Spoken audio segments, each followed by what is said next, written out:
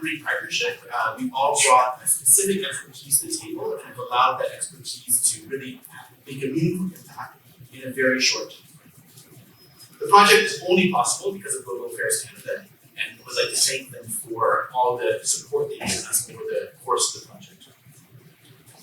Through the various elements of the project, the capacity building elements, the grant making, the knowledge generation efforts, the AWC has demonstrated that there's a high interest and a high demand for programming and financing focused on the nexus of entrepreneurship, gender, and climate. In fact, the demand far outstripped the capacity of the project. We had hundreds of applications. And because we're going to be hearing from them, and they're much more interesting than I am, I'm going to end speaking now. I just would like to just recognize WUSC and Andy as being very collaborative partners in this whole effort. Actually, the GAC, in a sense, this project is a little bit of a Global Affairs Canada creation because they actually came to us saying, have you guys thought about this kind of work? And we're like, well, we have thought about it. And together. It did take us a few years to get there, but we got there. And so it gives me great pleasure to introduce to you Cam Doe, who's the Director General of Climate Finance. I probably didn't get there fully right, but some idea has been around basically almost from the start. 2 minutes.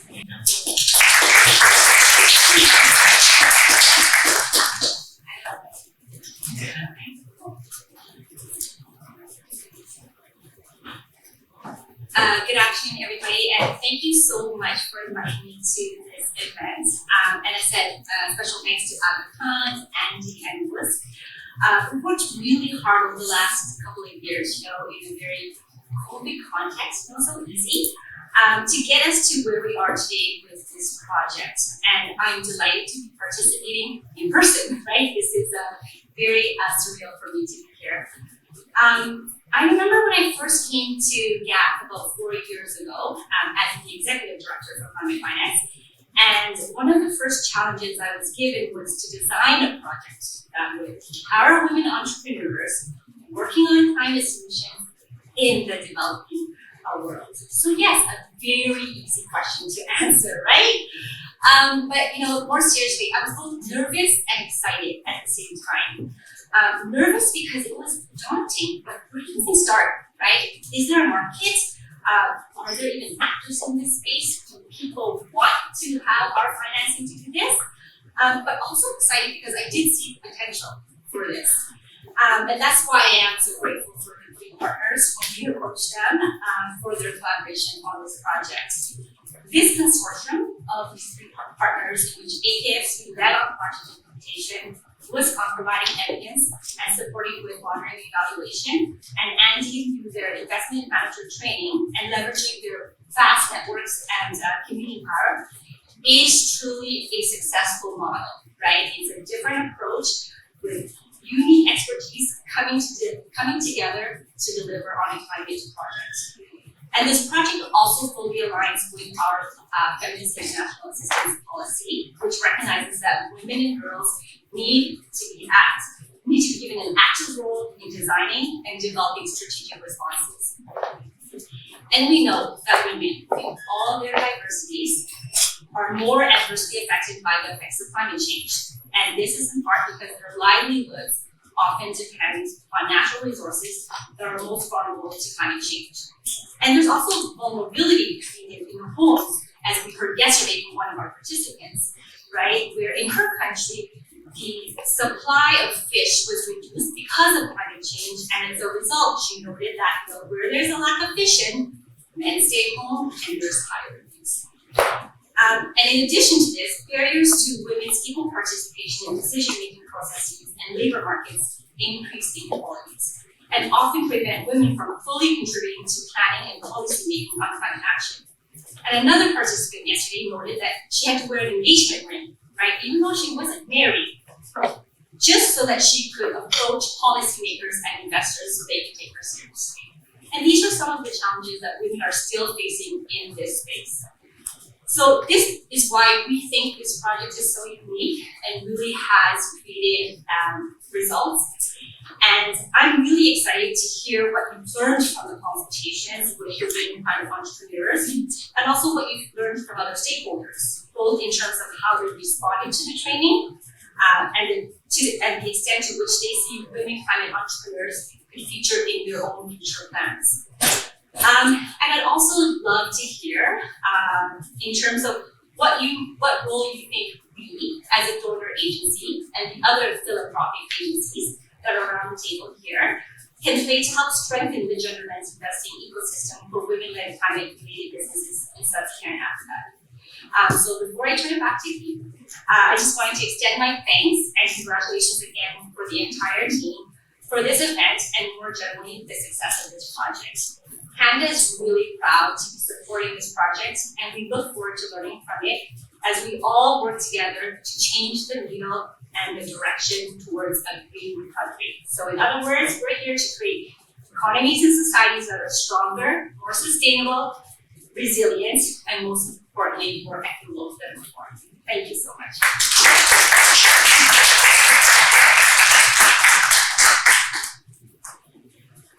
Great. So I think it's pretty clear to everyone that women climate entrepreneurs are the foundation of this project. Understanding them, understanding their challenges, understanding the opportunities to support them, understanding what is the role of different ecosystem players to do that. And so I think I'm really excited to chat with two women climate entrepreneurs right now. We're going to have a little discussion over here. So I'd like to invite Sabiha Rashid, who is the co-founder of Rosho Nut Butter, which is Tanzania's first gourmet nut butter company. So I'll join you there in a second. And then also Diana Mbogo, who's the founder and managing director of Millennium Engineers, another Tanzanian firm that it's a renewable energy company that specializes in solar and wind energy technology. So we're just going to have a little chat with Diana and Sabiha to learn more about their companies. Is this supposed to be a fireside chat? I never really liked that term because it's like, where's the fire? Like, it just sounded kind of cheesy, but anyway, here we are. Thank you so much for joining us today. I've already had the privilege of chatting a little bit with Sabiha and Diana earlier today, so I got to know a little bit about their companies, but really what I wanted to do right now is just start off by hearing from both of you. You are both women climate entrepreneurs. I'm not sure if, and maybe we'll get to this later, if that's actually a term that you use for yourselves, but I'd like to hear a little bit from you, Diana. Just tell us about your business. Tell us about how it started and some of the challenges that you faced in getting it up and running. Hello everyone, good afternoon. No energy. Good afternoon. That's the part I was looking for. So my name is Diana Mbogo. I am the founder and managing director of a female-owned and female-led renewable energy company in Tanzania. We were founded in 2015 and registered in 2016. In 2015, I was actually in my third academic year at the University of Dar es Salaam, pursuing a bachelor in mechanical engineering. It's a long story, but actually my field work during my third year turned out to be my long-time life achievement and pursuit in life as well. I was able to be exposed across the different challenges my country is facing due to lack of electricity and unreliability as well. And that brought me down to the ground level of who's the beneficiary of such positive initiatives, meaning the children, the mother. Those are the ones more affected on the lack of access to electricity than anyone in the community. And so forth, we ventured into opening up. Before, I didn't even know I was going to turn out to be an entrepreneur. But before, I looked at it as more of an NGO because I didn't understand the spectrum. I didn't understand the business model. All I knew that this problem needed to be solved. And slowly we started as a consultancy, working with different large organizations and understanding on the student. It's very hard to knock doors. And even just being a woman in that sector was it took us longer than our male counterparts, if I would say, and many were not younger generation into the sector. So we had to really learn as a secretariat. We were volunteering in any conference, renewable energy conference, any of those policy making ones. We act as secretary, but those are the places we learned who has power, who can do what, who can open more doors for us, what do we need to get, insider information. It's like insider trading.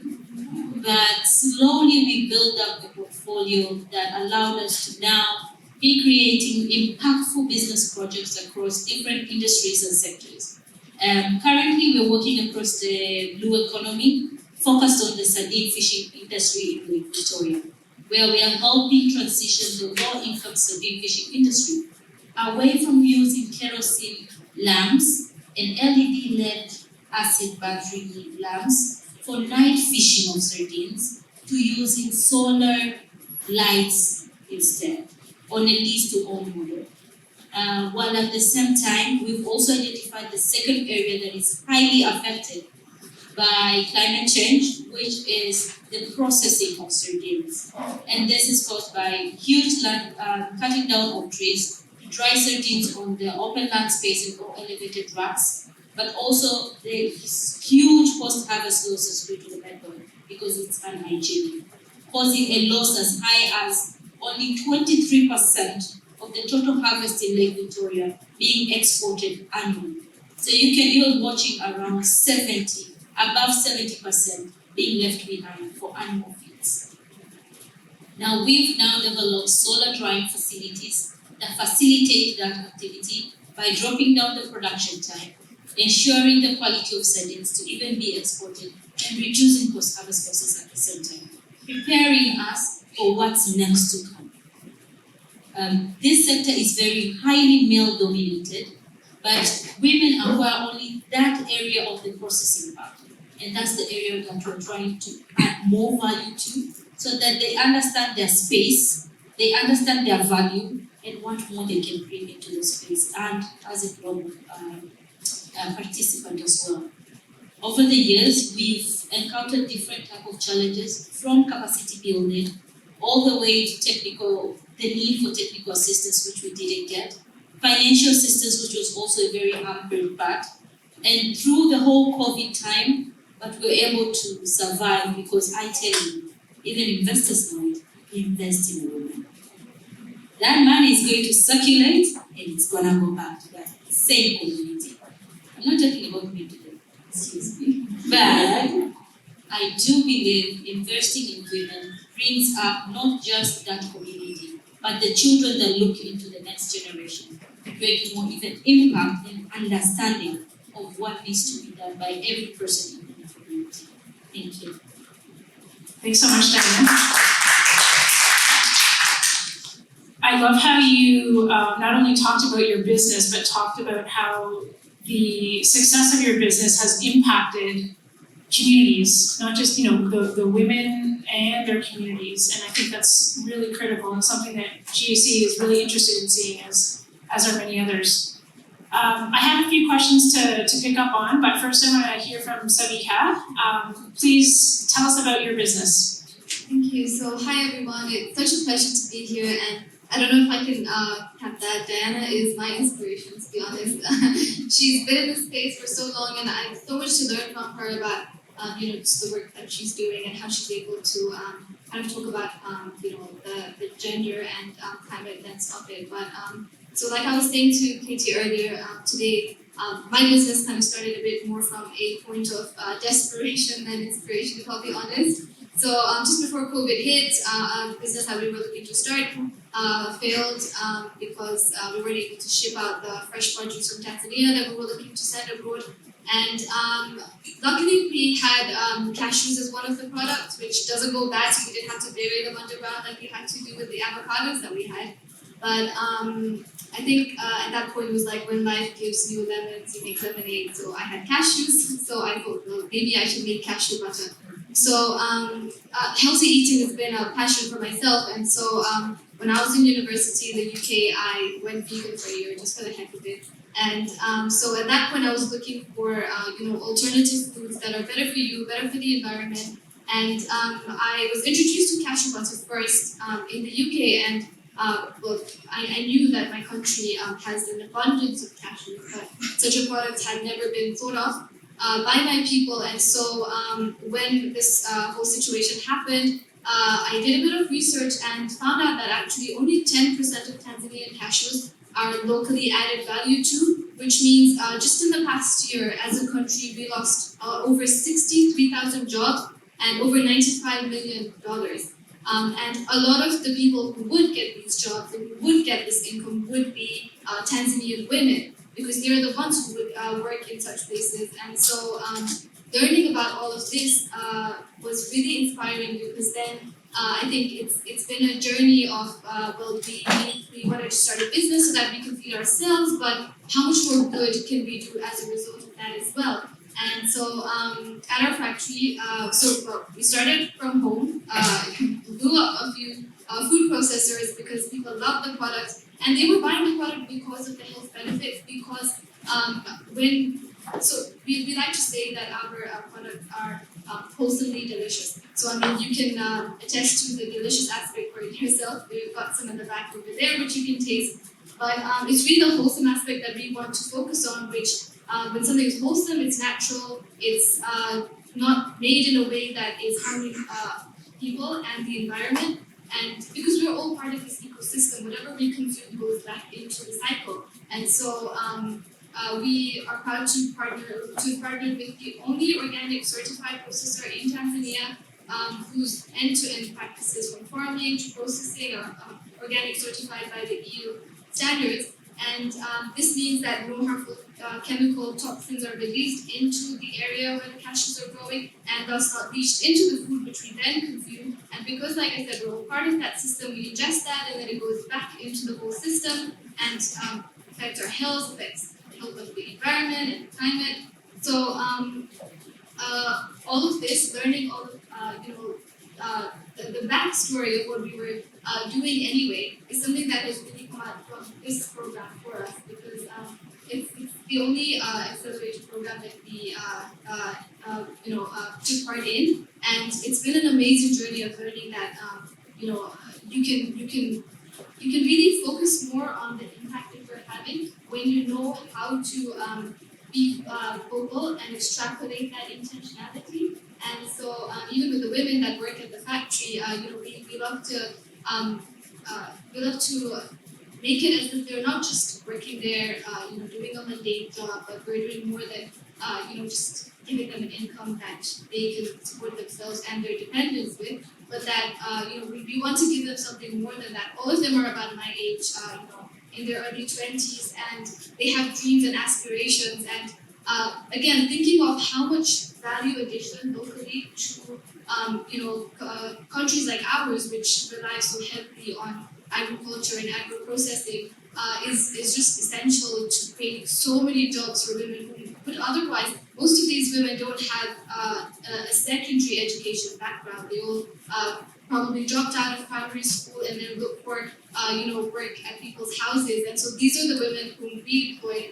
And they're always referring us to, I have this cousin and I have this friend and I have this relative who's also looking for a job. And we just can't wait for the day when we're able to take all of them in as our company grows, as we extend our product ranges, as we're able to reach more regions through export, and be able to empower more of these women and carry on with the climate impact that we're trying to create these foods which you can enjoy, which taste great, but which are also really good for you and Thank you so much. So inspiring to hear from both of you. Samiha, you mentioned your business has had some challenges along the way, including some cash flow issues, but you also shared earlier with me some of the issues you've had specifically as a woman entrepreneur. Can you dig into that a little bit more? Yeah, absolutely. So I shared some of this yesterday. So my co-founder is my husband, and I was just sharing how there was a lot of processes that we had to go through in terms of the regulations, the standards, working with different government bodies. I don't deal with any of that because I'm just too uncomfortable to have to go and face those men who sit in those offices and who, especially because I'm not ethnically Tanzanian, I feel like I would be taken more advantage of if I were to present myself to them. And so I think that I have a lot of friends who have informal businesses who would benefit so much if they would formalize their businesses and get more market access, but they wouldn't go that next step because it's just too intimidating to think of all of those people that you have to meet along the way. And so, this is one for sure. But in terms of being a small business, I think obviously we have to pay all of our suppliers upon delivery, but because we are a new product, because we're a more expensive product, all the supermarkets, we have to kind of beg them to put our product on the shelves, and they will require a 60 to 90 day credit period, which kind of really affects how much more we can invest back into the business in terms of hiring more expertise, having being able to invest a lot more into more machinery and all of these extra things that market reach, being able to pay people that can get us to a higher stage. Okay. Diana, you mentioned some challenges that you had in terms of accessing technical capacity to support your business.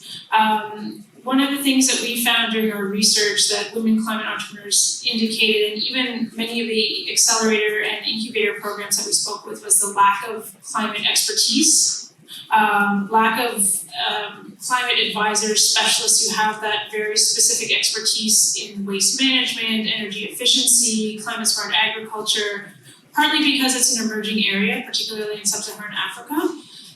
Is that what you were referring to when you said that there was a lack of technical expertise available?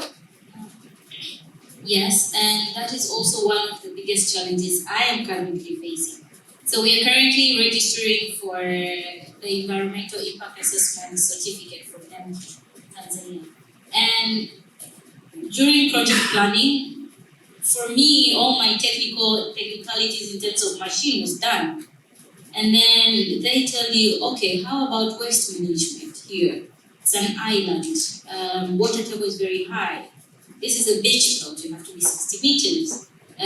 What are you going to do? And I'm like, this is an island, why am I going to wait? But all those technicalities, there is still lack of expertise, I would say, in terms of guidance from the beginning during project planning. And that is more of TA, technical assistance. And it's not just on my side, it's more of now being forced to learn on the job. And then this brings a lot of unforeseen, unexpected expenses. And if your heart is a little bit too small, you fall out very quickly. And I look at myself right now, and I'm not proud to be among the very few women in Tanzania across the energy sector. Because the more there is, the better we can share experiences, the better we can share planning and understanding and knowledge, and even just, we can learn together sometimes. But now looking back and actually experiencing all these challenges, I understand why many look for.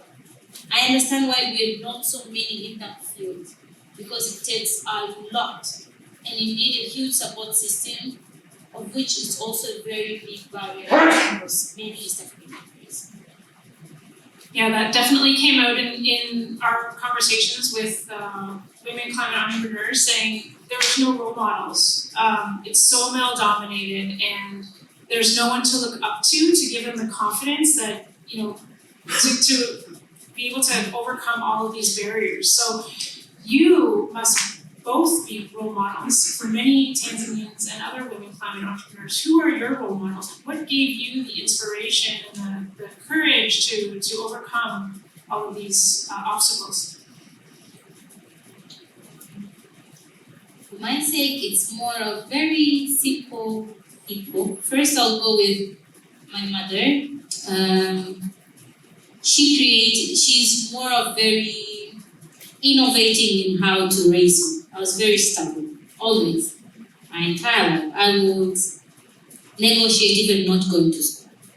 So she used to everything I bring out, she would create an innovative solution of how to negotiate with me to come out of that. I'll give you an example. When I don't want to go play out, go to school and want to play all day, I'll take a cup of tea, hot one, I'll pass it on my head, go very quickly to my mother's room, tell her I feel sick and I'll stay home. She left me out on the first day, called and said, where is she? She's outside playing. So the second day I did the same thing. Second day she said, oh my dear daughter, don't worry. She took me to the hospital, got me an injection of Panadol, got me back home. We stayed in her room, which is a master bedroom. You can see anything, but you can hear your friends playing outside. And she only left at the time when all my friends were home. And she was like, now you can go outside. From there on, the next day I woke up the first one, prepared myself for school. But that actually taught me just how to get around with things. There's always a solution. There is always, even with problematic children. So my mother is one. And then the second or two more people, I would say, back in the days growing up, there was a very local woman, my best friend's mother. She had 3 children, kicked out of her house due to a loan, and started a business outside the house she was kicked out from, and lived in a small shack with her children. Her children are now, one is a doctor, one is a lawyer, the other is an engineer. And that told me, as a woman, we are built for that. We are built for any environment, any change, any burden, and we always thrive. Humble. And I think seeing women do anything for their children, that gives me the fire that I should be doing anything just for my children, great-grandchildren, and the community I am privileged to live in. Oh, thank you for sharing that. What about you, Sabiha? So again, I'm just going to echo what Diana said, and I know it sounds really cliche, but for me as well, I think my biggest inspiration was my mom, because when she was my age, when she was 25, she had 5 kids already, and her husband died then, and then she met my dad a few years later, and then my brother and I were born. But for those few years before she met my dad, she hustled, and she made sure that she got the kids to school. She made sure that she had enough to feed them and to take care of the family. And like Diana said, it's that drive and resilience that us women have, which we'll go to any ends in order to make sure that our families are okay and that we can live a decent life. And I think this goes for everyone that across the world, for all the women.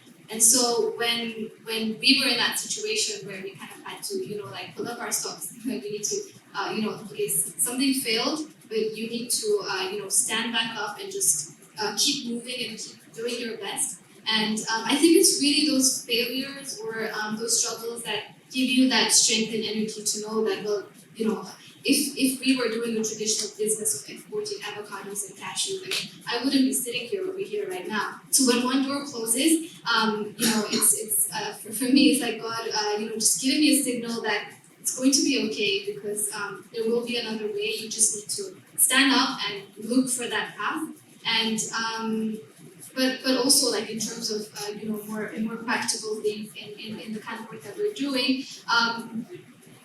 I just appreciate social media so much, because we've been able to look at the journeys of other women, who are in this food production space, who are trying to tell these stories and add these lenses to their businesses, and that's really helped us to adopt little things that we can from them. Some of them are Tanzanian, but we really like to follow all these African women who own such businesses, so that we can be inspired by their journeys and realize the good that can be done through these projects.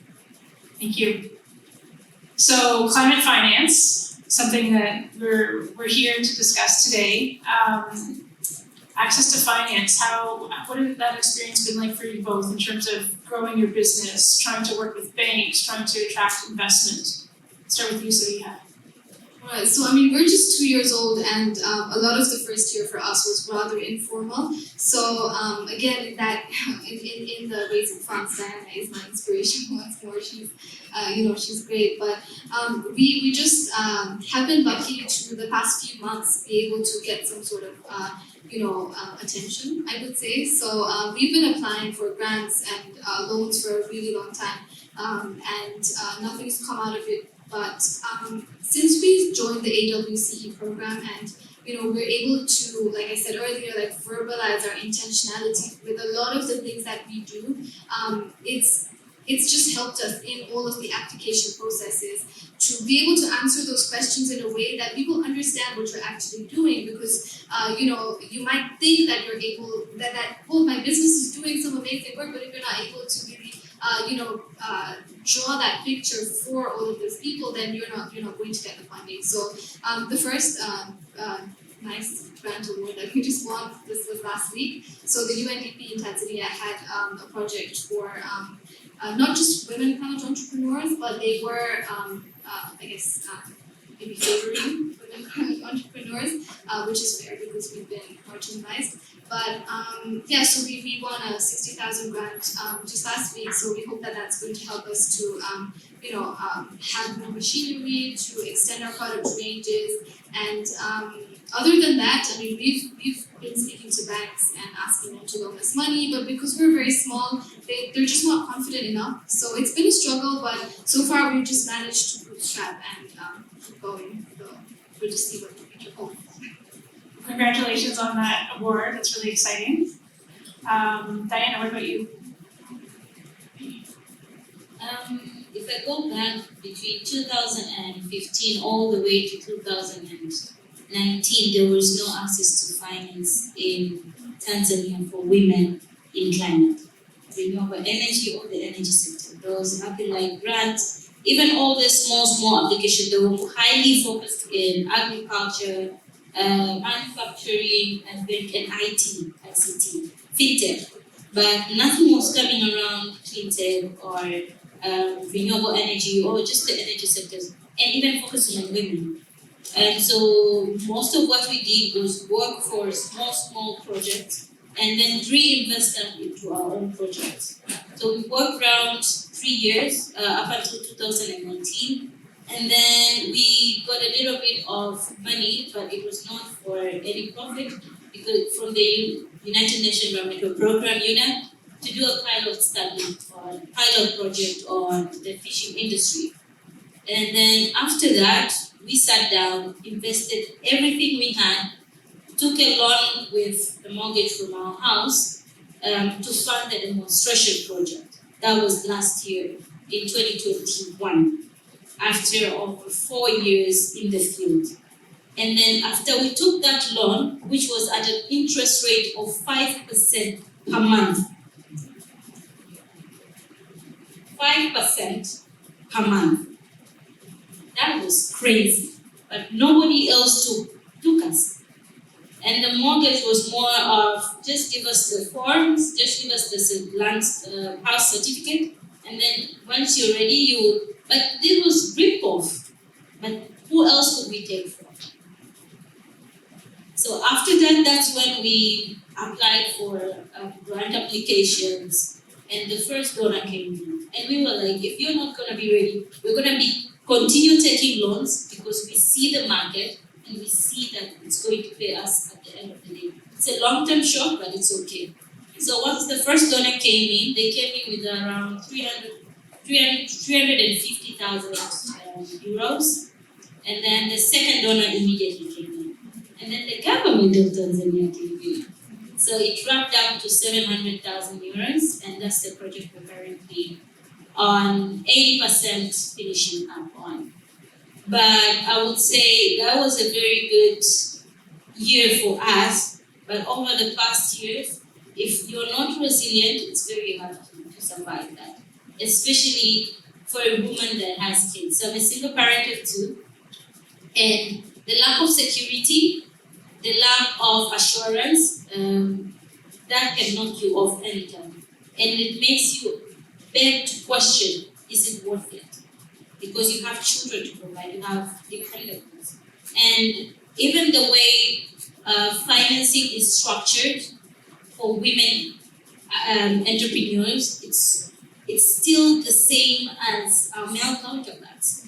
And that has not still looked into the gender lens to understand the actual needs of women entrepreneurs. What are our priorities? And sometimes it's not the money. What are our preferences? And what are, I think most financing institutions or investors have not yet given women the room to sit with them on the table and have that discussion. And we assume that investment in agriculture is the same as investment in the energy sector. It's the same as investment in a male startup or company is the same as a woman's company. And at what age? So there's also a factor of age, culture of that place, geographical location, dependables. So that theme has yet been embraced, and I think if we look into that and focus on that, we could come up with really good solutions that are customized and fit the actual need of women in the place. I would love to keep chatting.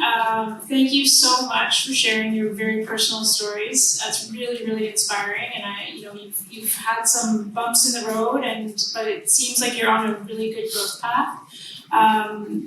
Diana and Sabiha will both be here for the rest of the day, so I'm sure anyone who has questions, please engage with them. But thank you again so much.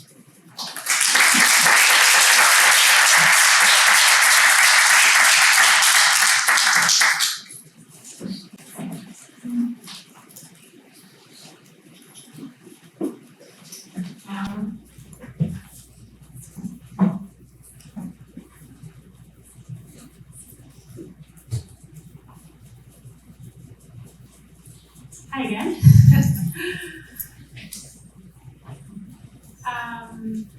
So, building on the perspectives of Sabiha and Diana, which leads really, really nicely into some of the research that myself and two of my colleagues did with the support of WUSC. And I'll just mention their names: Linda Jones, who many of you know, and David Boyer, who also many of you know. Very excellent consultants in the area of genderless investing in climate. They're in Europe and Cambodia right now, so couldn't join us, but they contributed significantly to this research. So as Cam mentioned and Steve mentioned, really the final product of the research that we've been doing since last year has been to develop a roadmap for GAC and for other donors in terms of how they can think about climate finance in a more gender transformative way. Some people have used the word gender responsive, and I think gender responsive is also okay because that's still not happening yet, but we were trying to push the boundaries a little bit and try and think, how can we even be more transformative and really understand those underlying barriers that women are facing? Because I think there is climate finance out there, but it's not reaching the women climate entrepreneurs that we were talking about. And maybe I should just mention that the women climate entrepreneurs that we are talking about are, the way we've defined it is women who have either climate businesses that are directly selling a green product, like solar panels, some other green product, or are running their businesses in a green way, green operations, or it could be a climate consultant. And they fit into that small and growing business category, so businesses that are looking to secure investment of between $20,000 and $2 million. So that's the segment that we're looking at, and that is the segment that really it's the missing middle. You've all heard this expression that really needs to access to be able to access finance to grow their businesses. So maybe just am I supposed to change the slide? Too many hats.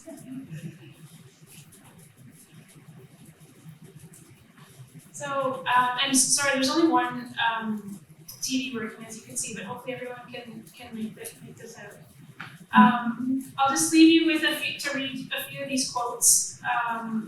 We interviewed over 50 women climate entrepreneurs during our research from Uganda, Ghana, Malawi, and Kenya. And definitely some themes came out in terms of access to finance, the types of accelerator programs available to them. Can you all see this? Okay. Most of them operating sort of low key, and some of the gender norms that surround this space, which I'm sure is not a surprise to any of you. So just wanted to give you a flavor of that, and many of these perspectives I think were echoed by Sabiha and Diana. So, and this is a lot to take in, but I'll break it down in a second. This is the climate finance, or the gender transformative climate finance ecosystem that we have envisioned for sub-Saharan Africa based on our research. So you can see barriers confronting women climate entrepreneurs and some of our proposed solutions. And then you can see some of the impacts at the ecosystem level and then the impacts on the women climate entrepreneurs. So these are the ecosystem stakeholders that we felt were really critical, or are really critical. Obviously the women climate entrepreneurs who need a supportive ecosystem in order to thrive. The donors, ecosystem builders, so that could be an NGO, it could be an association of investors, it could be like a PFAN, a private finance advisory network who's supporting green businesses. Obviously the investors and the financial service providers are a key player, as well as intermediaries who in this case we're defining as incubators and accelerator programs, and then government, and in this case we're talking about local government. So through our research with both women climate entrepreneurs as well as over 50 people from incubators and accelerators and over 30 people from climate finance funds and investors, these were some of the key stakeholders that we felt are critical to really move the needle on supporting women climate entrepreneurs. So the first barrier that we came across, and this was very evident, is the lack of understanding of the barriers that women climate entrepreneurs are facing. And you even heard it up here from Diana. I mean, this is really the underlying issue, is that many of the products, investment products, the technical assistance is developed without that really strong understanding of the reality of a woman climate entrepreneur, her needs, her challenges, and in terms of finance, what kind of financial products does she need, the size of the product, the frequency of repayments, all of that depends on her personal situation, and really understanding that. So the solution is, this is the solution that we've proposed in terms of conducting assessment and analyzing the target ecosystem to really understand those barriers. I think this is starting to happen more and more. Different organizations, Criterion Institute is one, actually in partnership with Andy and Gender Smart. They have a program called Arise that is really taking a deeper look at gender analysis to make sure that when you do a gender analysis, you're not just sort of skimming the surface. You're really going very deep and making sure that there's some standards to that type of gender analysis, so that you're really understanding, these collateral issues. Women who have 2 kids, they have different needs than other women or than men, right? So really understanding those factors is critical in order to design products and services that meet those needs.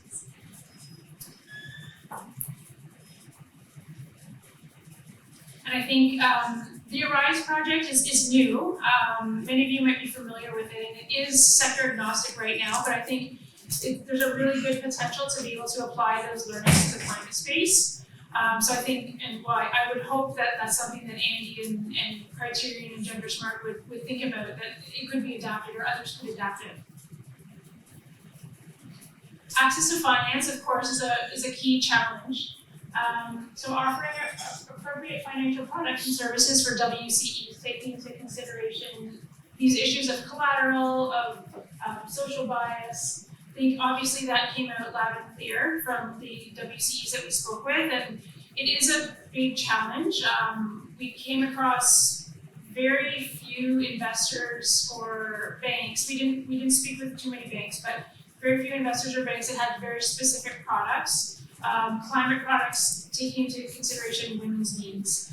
Actually, one of our green ventures from Ghana, they're here today. Ebenezer Arthur is here, so he could share a little bit more about their work. But they're one of the very few investors, I would say, who have a very specific focus and a strong understanding of the climate space. So you heard Diana say earlier that, because the climate space is so nascent, there's a lot of technical issues to understand about the different products involved in the climate space, and because of that lack of awareness of those products, so many investors, there's a perceived risk. It's perceived as risky because there's that lack of awareness. So another one of the investors or DFIs that we came across that is doing some really interesting work in this space is IFC. They're currently piloting a program in Cote d'Ivoire and Mexico, where they're supporting banks to develop financial products for women climate entrepreneurs. So, is there anyone from IFC here? I think IFC was here yesterday. Anyway, they're piloting it now, and so they're starting off with actually an assessment, which hopefully will be, to my earlier point, will be very robust to really understand the needs of the women that they're trying to target. And then the second solution there is direct contributions from donors to increase financial availability in the system, utilizing a range of blended finance mechanisms. So I think there's a really big opportunity here for donors to make some significant contributions in this area by using catalytic blended finance mechanisms to really come in and demonstrate the opportunity in this space. Actually, EMIF, the Emerging Market Impact Investing Fund, and Sarah, I did not know that you would be here, so but I already plan on speaking about this. This is a fund that is supported by the government of Australia. It's a fund of funds, and it's very focused on, it has a very, very strong gender lens. The investment is coming from the government of Australia. It's managed by Serona Asset Management. It provides technical assistance to the funds as well that they invest in and the underlying SMEs. It's currently focused on Southeast Asia. But this is a type of model, I think, that could be adapted to have a very strong climate focus. And I think actually there is some talk right now of EMIF developing or pivoting a little bit to include that climate lens. But I think that these types of models can be really interesting for donors, GAC and others to look at it, to try and replicate. There's another program called the Rallying Cry, which is funded by the FMO, and it's being carried out right now. It's being piloted in Zambia and Kenya, and they're very focused on women climate entrepreneurs in the agriculture sector, and really elevating the voices of women climate entrepreneurs and looking to bring in catalytic capital from donors in order to develop new products, new investment vehicles that women climate entrepreneurs can access. So I think one of the things that they are trying to do as a program is to galvanize and bring together different donors who can contribute to that type of program, so that they can not only expand it within Kenya and Zambia, but also expand it across Africa and beyond climate smart agriculture. Capacity building deficiencies came out very clearly in terms of appropriate gender and climate expertise. And so I think there's definitely a role here for ecosystem builders to play, to support intermediaries, so accelerators, incubators. Many of those that we spoke with, and this came out in our conversation with Diana, they lack that climate expertise so that they can support the entrepreneurs that they're working with. So I think there's a definite need there to figure out ways to connect that climate expertise with the accelerator programs so that they can support the climate entrepreneurs. There's, innovative ways of it starts right from the education system, right? Because these individuals who can be climate experts in the future, climate advisors, they need to be coming up through the system, through STEM programs, which are primarily male-dominated right now. So there's a lot of work that needs to be done by ecosystem builders, I think, in order to create that pull from women who have a significant role to play in those areas. One intermediary that's doing this really well, not on the university side, but in terms of supporting women climate entrepreneurs and that specific gender sort of social norms expertise, is the Ghana Climate Innovation Center.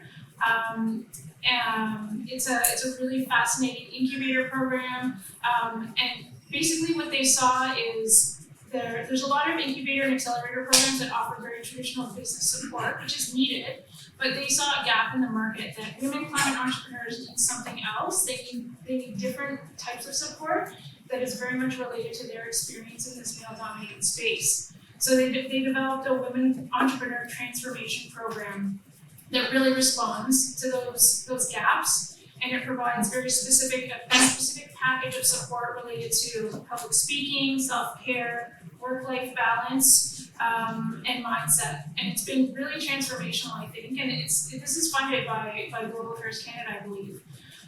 So it's been, I think it's really meeting a very unique need, and I think expanding that and replicating those types of programs, there's a huge opportunity for that.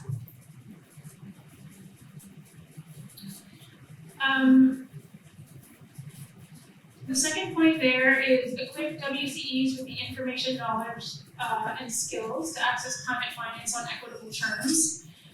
And this is so critical because, and Sabiha, you sort of alluded to this in your comments, in many cases, and this also came out in our research, that women climate entrepreneurs are, because their focus is on their business and they might not have the background on the investment side, they're not confident to negotiate with investors. So they're coming into a position where they're feeling that they need to accept what is offered to them, because they don't want to miss out on an opportunity. But what we really want to see, if you envision the perfect scenarios, for them to be able to understand financial terms, to be able to sit down at a table and negotiate with investors on a very equal playing field. And in order to do that, there's a lot of capacity building and support required to help them to understand the different types of financial products, the different types of financial products that meet the need of their business along the stages of growth. So I think there's a really big opportunity there, and this is really very much related to the power dynamics of creating that equal playing field, so that it's not just the investor coming in and saying, this is what we're going to offer you, take it or leave it. It needs to be much more of a conversation. So there's different entities that are trying to address that. One is a firm called, an advisory firm called Adventure Finance, led by Ani Power, who some of you might be familiar with, and she does a lot of workshops to support entrepreneurs to really understand the different financial products so that they're better enabled to have those discussions with investors. So I think, again, that's a model that can be replicated in order to ensure that that capacity exists both on the potential investee side, as well as some of the intermediaries.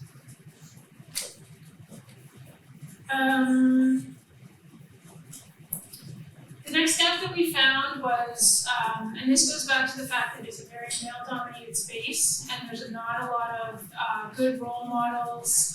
Not that there's not role models, but there's not that visibility that exists. And there's not a lot of mentoring to support the women climate entrepreneurs, mentoring by either men or women. And so I think there's really a role for ecosystem builders and intermediaries to really focus on how they can create that visibility of the women that they're working with. Aga Khan, I'm not sure what your sort of strategy is for making the businesses that you're supporting more visible, but I think there's a huge opportunity there. And some of the things that we heard when we spoke with women climate entrepreneurs was you can't be what you can't see.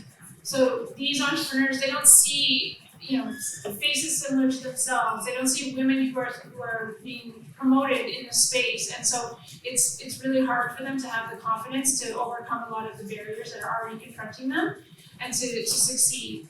So I think there's a lot of work that ecosystem builders can do to promote those success stories, to create that visibility.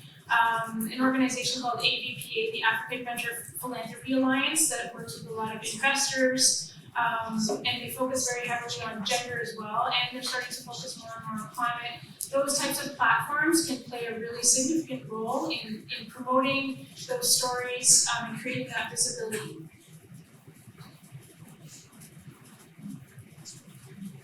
And then social norms bias, we've talked quite a bit about this, and there's many obstacles that women climate entrepreneurs face in terms of gender norms and stereotypes.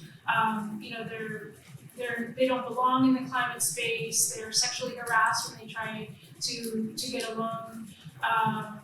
They can't get a loan unless they have their husband's signature. Lots of different issues that women are facing, and these entrenched barriers are really preventing them from thriving. So I think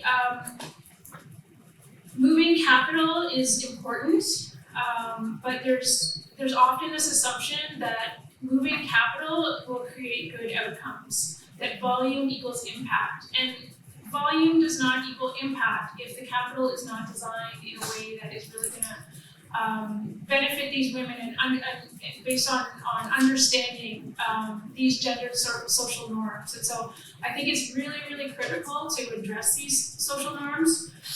It can be done through the actual finance product itself, but it can also be done in other ways by perhaps not investors, but ecosystem builders working in the space who are designing social media campaigns to highlight the experiences and the opportunity for women climate entrepreneurs. It can be done through universities developing internship programs to really encourage women to get experience in the climate space. So I think understanding and addressing these underlying root causes of some of the challenges that women climate entrepreneurs are facing is really critical.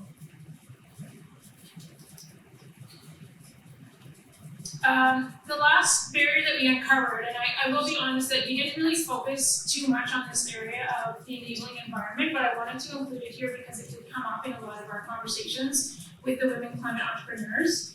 And I do think that there is a role for ecosystem builders and local governments to think about how they can adjust current policies, create new policies to really promote women climate entrepreneurs.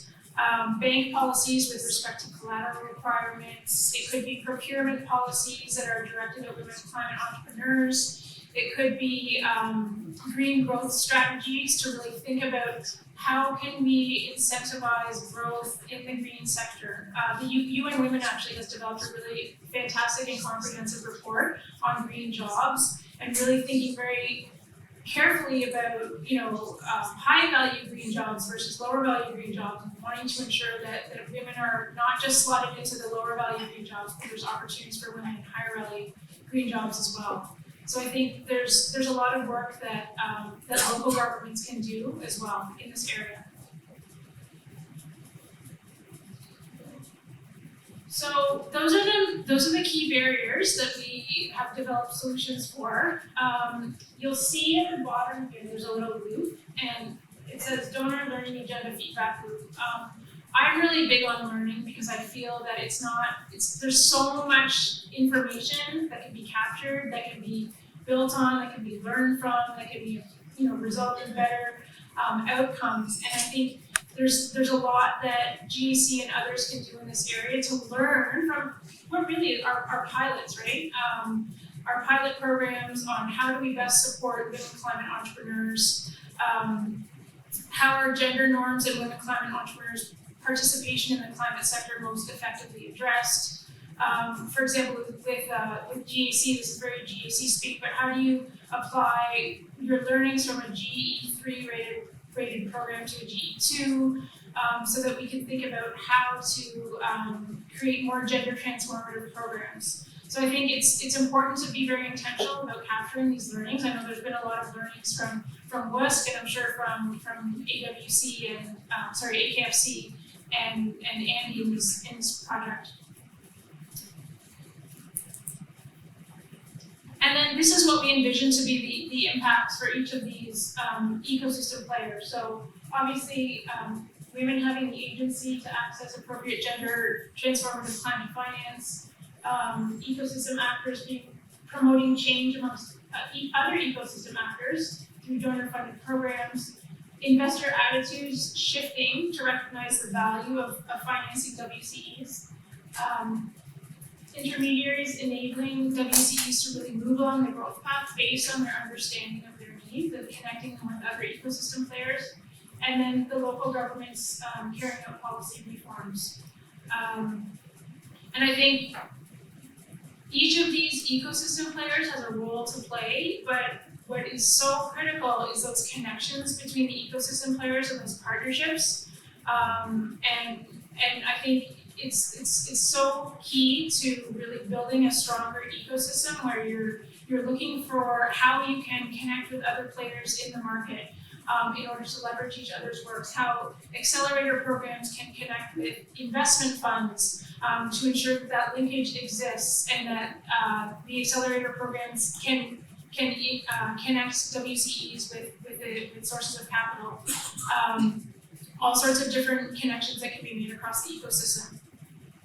And then finally, the long-term vision that we would envision, the long-term change that we would envision for WCEs is more inclusive and equitable gender transformative climate finance results in increases in the number and percentages of WCEs receiving finance, growing their businesses contributing to climate change adaptation and mitigation while improving the well-being of diverse local communities. So it's not just about the finance piece, it's not just about the numbers, it's also about how that finance, that capital is able to be used in a way that it can be truly transformative and get to that impact level with the communities. So I have no idea what the timing is like, but I hope I'm sort of on track. And we're going to have a few questions. If there's any. Hey, Yes. who do you envision as sources of capital other than donors? Well, I mean, I hope that the case for investors to invest in this area is there. There are some, but I think I would love to actually to hear from Ebenezer as well on this. Maybe Ebenezer, you can share some thoughts. And Ebenezer Arthur is the founder of Wangara Green Ventures, a climate fund in Ghana. That's a very key and important question, I would say. It's one of what happens first. Right, thank you. It's a very important question of what happens first. I'll use my fund as an example. Right, we were set up with the idea of catalyzing private capital. Now, when we started, we had quite a number of private capital sources that were interested. But most of their decision is driven by returns. And the important factor of is the perceived risk, something they are ready to take for the kind of return you are ready to return to them. And that means that for a vehicle like ours, we've had to work with the donor capital we had to prove to these private investors that these investments work. So it becomes an issue of timing.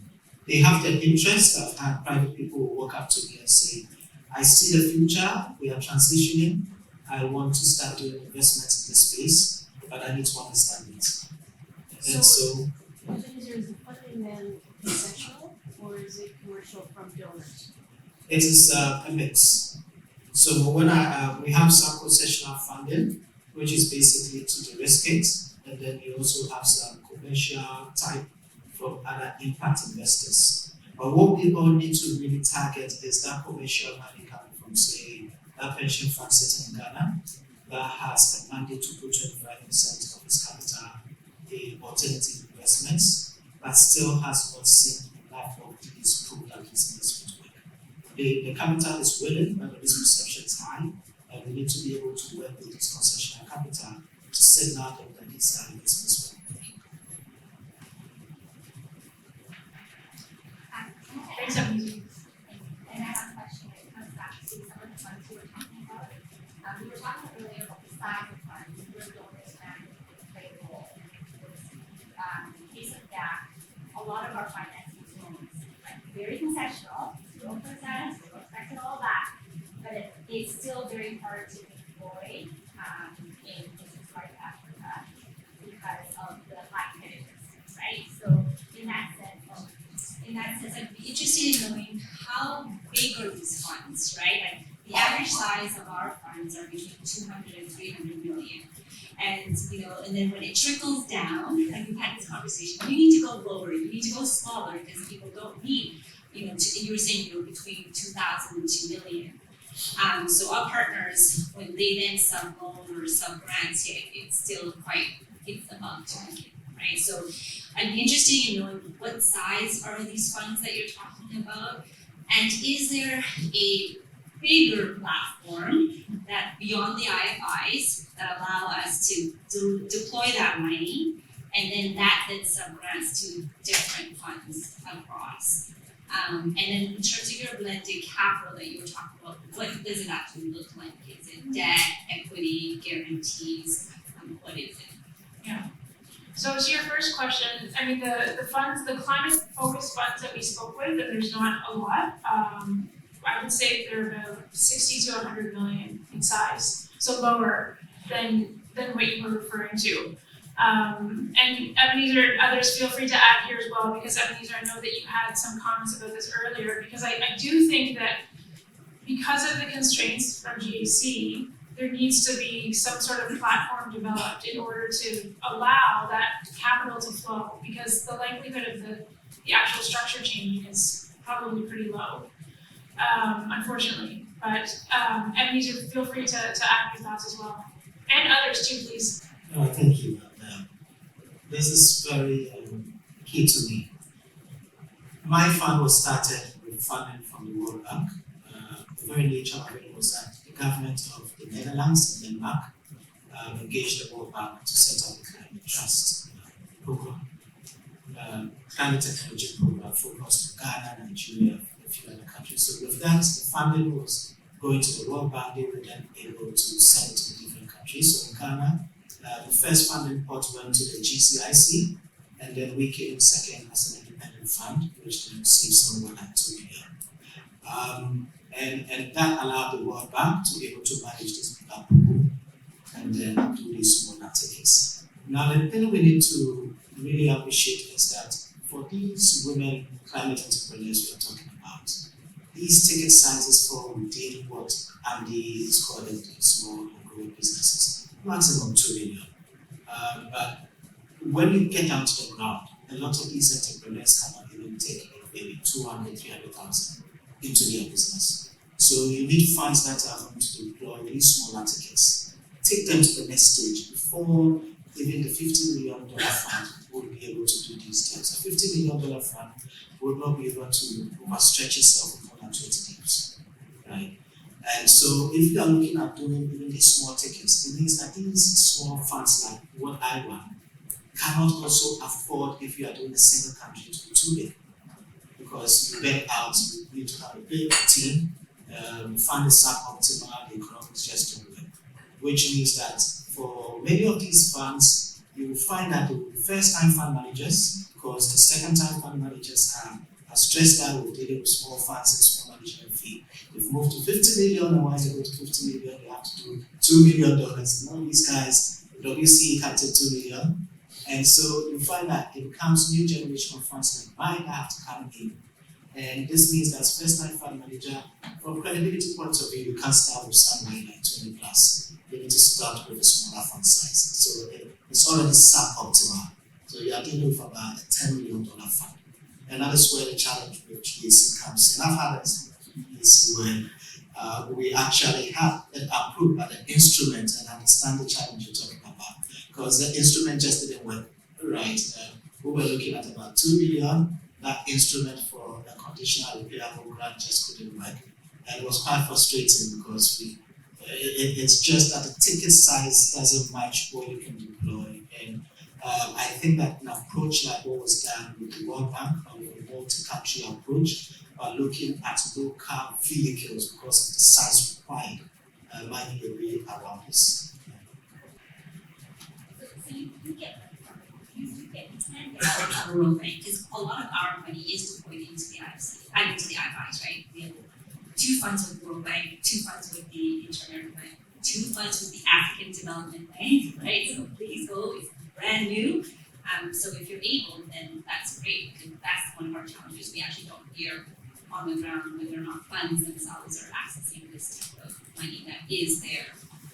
What are the terms for those? Like the African Development Bank, for example, are they actually supporting these smaller ticket sizes?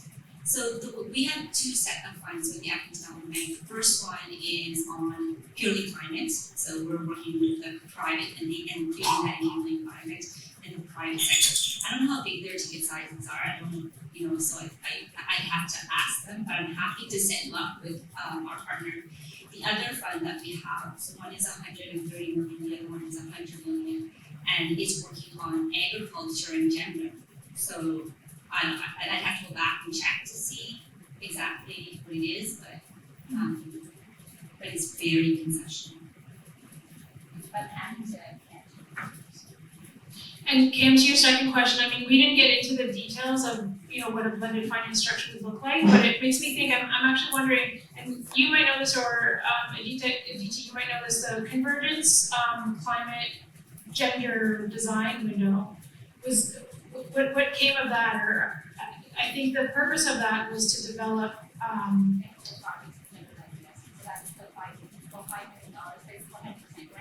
Okay. Right, and what this testing is basically are the projects in the climate space, and it's small, so it's only 5 million, it's a possibility. But they're looking to sort of develop structures of funds, correct? Yeah, and bankable projects. Yeah. Bankable projects that hopefully then we can come in Right. in the future to fund. Okay. But they're still in the very early stages. Okay. We just started last year. Great. Any other questions before we move on to the next part of our afternoon? No? Okay. Thank you.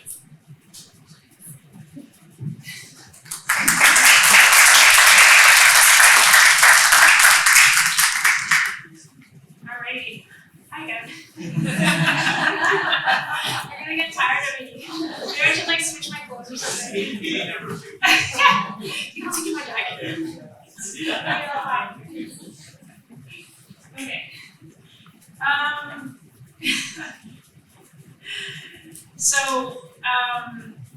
Yeah, we've heard from women climate entrepreneurs. We've heard the results of the research, seen the recommendations for the roadmap,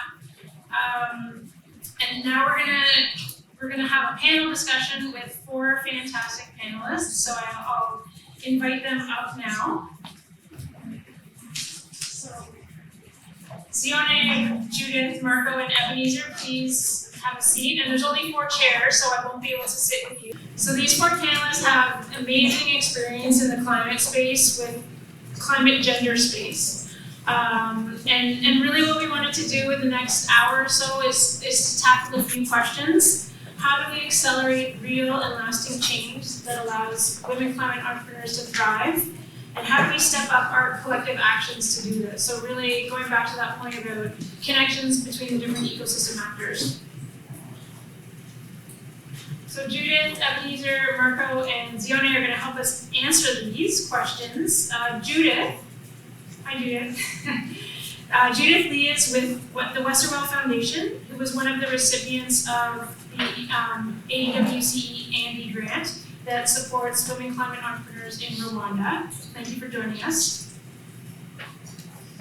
Ebenezer Arthur is the founder and CEO of Aga Green Ventures, an impact investment firm in Ghana that supports green small and growing businesses with TA and Patient Capital.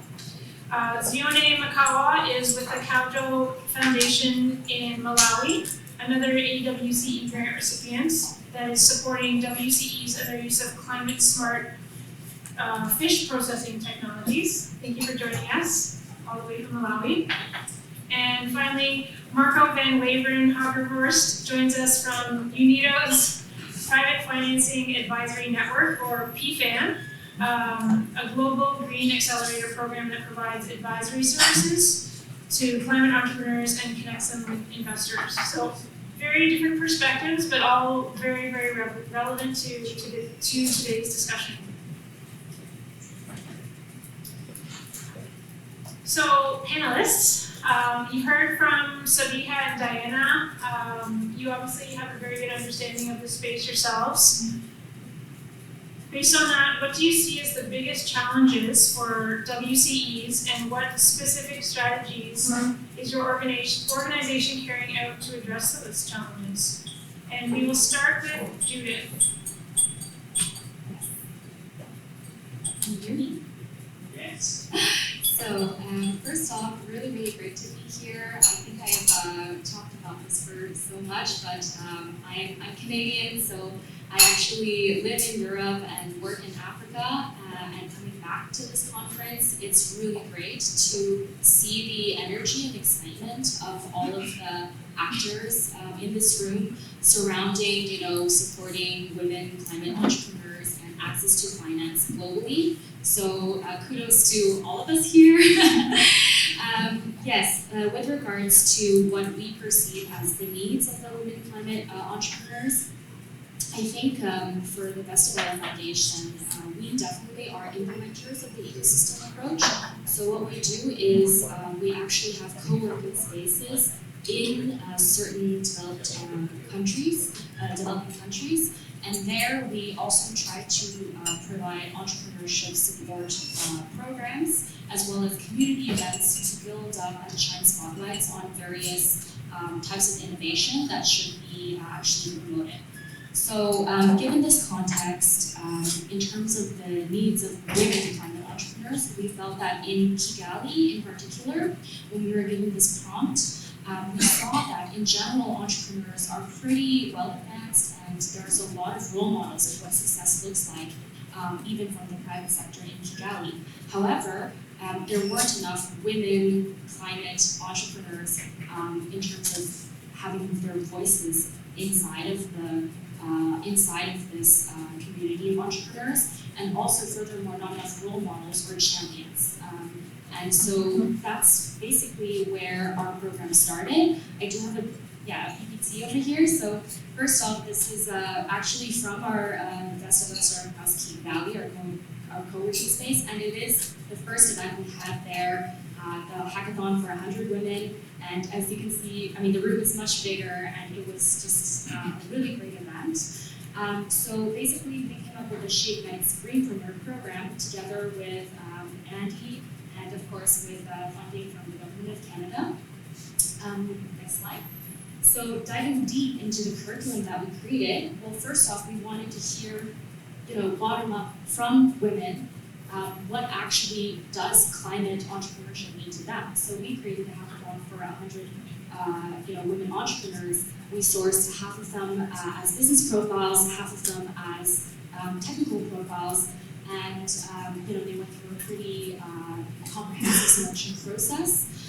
Then we provided them 2 days of team building in terms of forming new teams, very exciting. We provided them also education on what is actually climate change, the science of it. We also provided them with some information on the intersection of climate and also finance or business. So what are the business opportunities that exist within the Kigali context in particular? And then some more mentorship from our entrepreneurs from more mature programs. And then finally, they created their own pitches over the 2 days, and through 35 teams that were formed.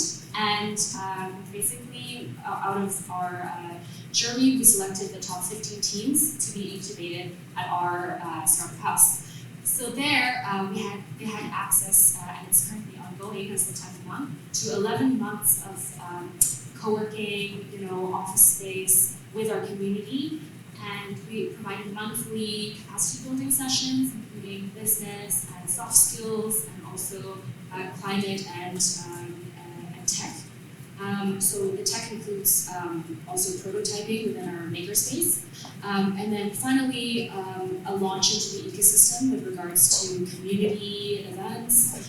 We did green sector field visits, and also we tried to get investors to come into our networking events and do info sessions to really expose the ladies to what does it mean to survive and thrive inside the ecosystem. Next slide. Just to quickly present what are our results as of month 9. Basically, when it comes to prototyping, please remember most of these ladies started from scratch. They didn't even know each other.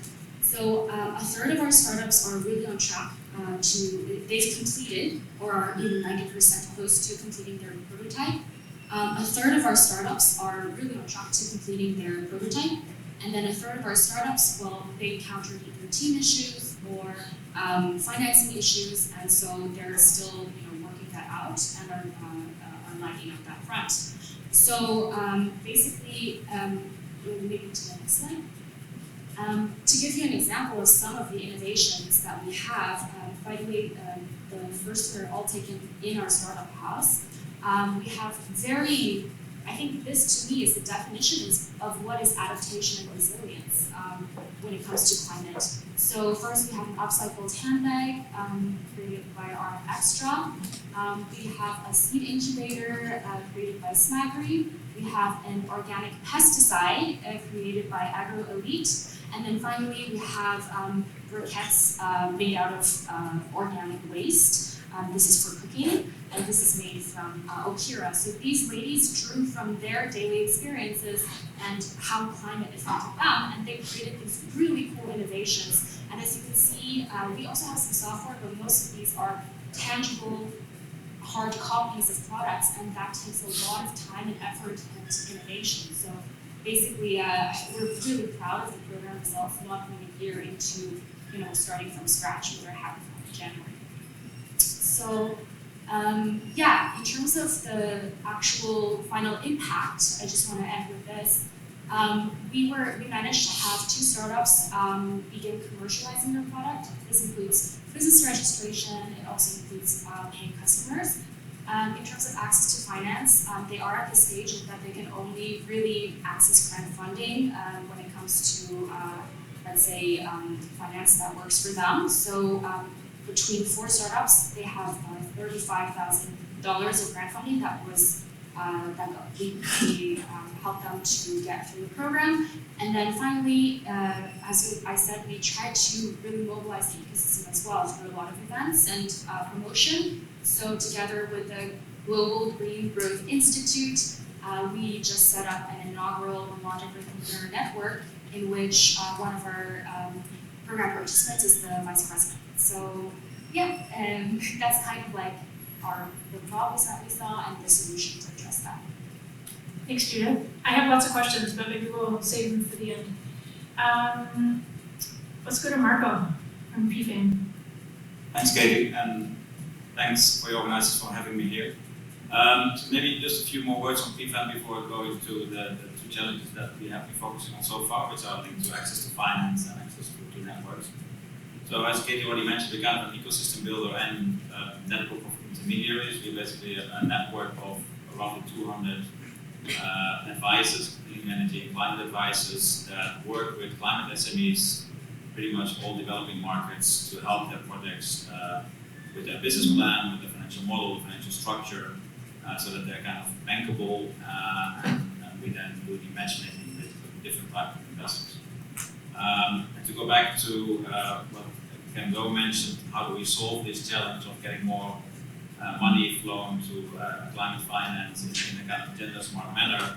I think what is needed for that, what we Lisa needs as an investor and the other investors, they need a big number of gender smart investment opportunities to make that happen. And to get there, we basically, if we go one step back, we need a pipeline of those projects, which means there's a big role to be played by ecosystem builders to develop these gender smart investment opportunities, including women-led businesses, but not only, also businesses that apply the gender lens in their company. So that's where we really focus on. How can we help to increase the number of gender smart investment opportunities? So on the one hand, we're doing this by capacity building of our advisors, because they play a key role working with the business owners, entrepreneurs, to make them aware of the benefits of applying gender lenses, because of course it's not only doing good, it's also actually smart business to do so. And there's more and more research out there that is proving this, that having a diverse business, both in management, workforce, value chain, as well as product and services, really leads to better results and more sustainable results. So you can imagine that the advisors that we work with, they're all private sector advisors. They might not be very engaged in doing good, but they for sure are engaged in trying to make more money for themselves, and also making sure that the businesses that they support get the financial closure. That's in the end what our end goal is, to mobilize more investments in climate smart decisions. So we started to work with Value for Women. We did an extensive training program with them, really walking them through this business case behind gender. But not only that, also making them aware of the biases that are out there, and the additional support and different support that was mentioned a few times already that women entrepreneurs need. And one of them actually is there are also unconscious biases with investors. And there is a quite well-known TED talk about this, which shows that investors, and then these are female investors as well as male investors, have biases when they when they award their money to especially first-time entrepreneurs on the venture capital side. Women get asked negative questions. They get the question, how will you retain your current customers? Whereas the male owner gets the question, how will you grow your business? So this puts women already at 1 or 2 steps back. But the research also shows that if the women can recognize this and turn around this negative question into positive, then actually their chances of access to finance is higher than with the normal male-owned company. So making our female entrepreneurs aware of this and training them in how to tackle this is one thing we do. And of course, another thing we try to do is to have more female-led companies in our pipeline. So we did some specific calls in West Africa to attract female entrepreneurs in the pipeline in the past.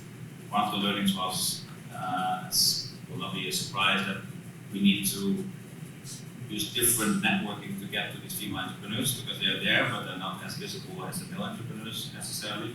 You really need different networks, more the NGO networks, where a lot of them tend to be, rather than the more commercial ones.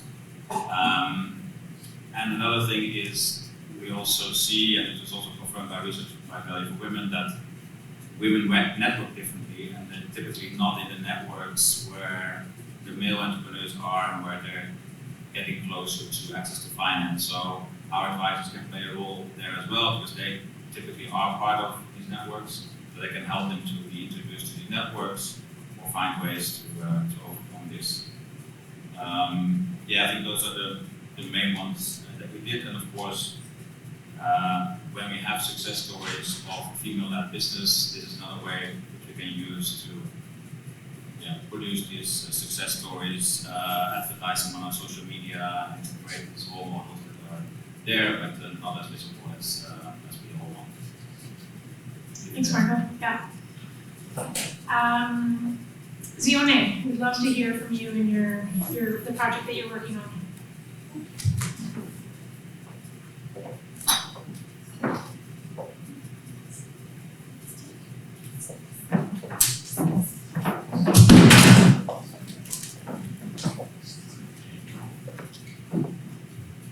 Okay, so Culture Foundation, to begin with, is based in Malawi, in the capital, Lilongwe.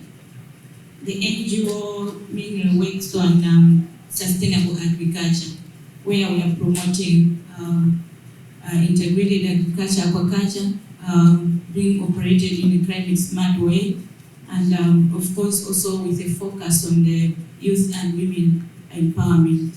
So our work under AWCA, we are basing it on the fact that we have a fishing industry in Malawi, which is contributing a lot to the economy, about 7.2% to the country's GDP. And looking at the structure, the value chain in the fisheries is gender sensitive, where we have, like my colleague stated, we have lots of women in the processing, and the men usually occupy the other parts of fishing and the trading part. So we looked at that as an opportunity for us, looking at the fact that the fishery is also part of the areas that are contributing highly to the issues of climate change. And mostly it's the fish processing part that is contributing a lot. So we have like processing where we fry our fish, and this frying is not like the frying you know. When we are doing frying at the beach, we actually boil the cooking oil for a very long time before we start frying. So it involves a kind of a lot of firewood.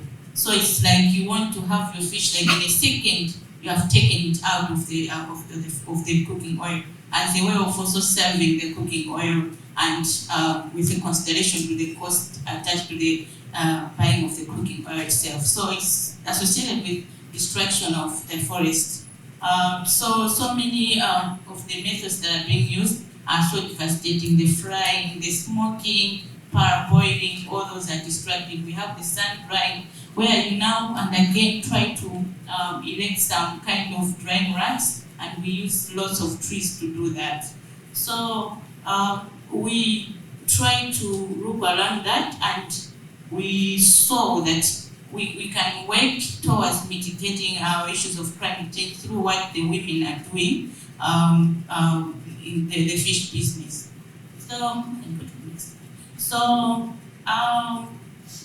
When we interacted with women fish processors, we saw that most of them are into processing fish using these destructive methods. But then in our work, we targeted only those that are using the climate smart fish processing technologies. But then we tried to also find out what their challenges are in terms of how they are operating their businesses as women, but also in relation to gender. And we found out that most of these women had limited capital to run their businesses efficiently, and most of the businesses were failing actually as also a result of impacts that came with climate change. We talk of fish, when you talk of fish, it's usually from the lake, and once the lake is affected, the fish supply is affected, the incomes are also affected. So like for example, in the past year and this year, we have had like a strange weather on the lake, where we had a long period where we had prolonged winds, and fishing is not possible in those times, and then the women just stay home with their little capital waiting for the time when the lake stabilizes so that they can go back to their normal businesses of fish processing. So such issues also affect them highly in terms of how they operate their businesses. But in addition to that, in these times, women are also threatened, because now most of the times the men are busy on the lake fishing, and they have time at home to do their work freely. But most of the times when men are not on the lake and they are staying home, usually they get kind of frustrated, or I'm not so sure, but it turns out that these women face high gender-based violence cases when there's no fish supply. So it's also affecting the women themselves.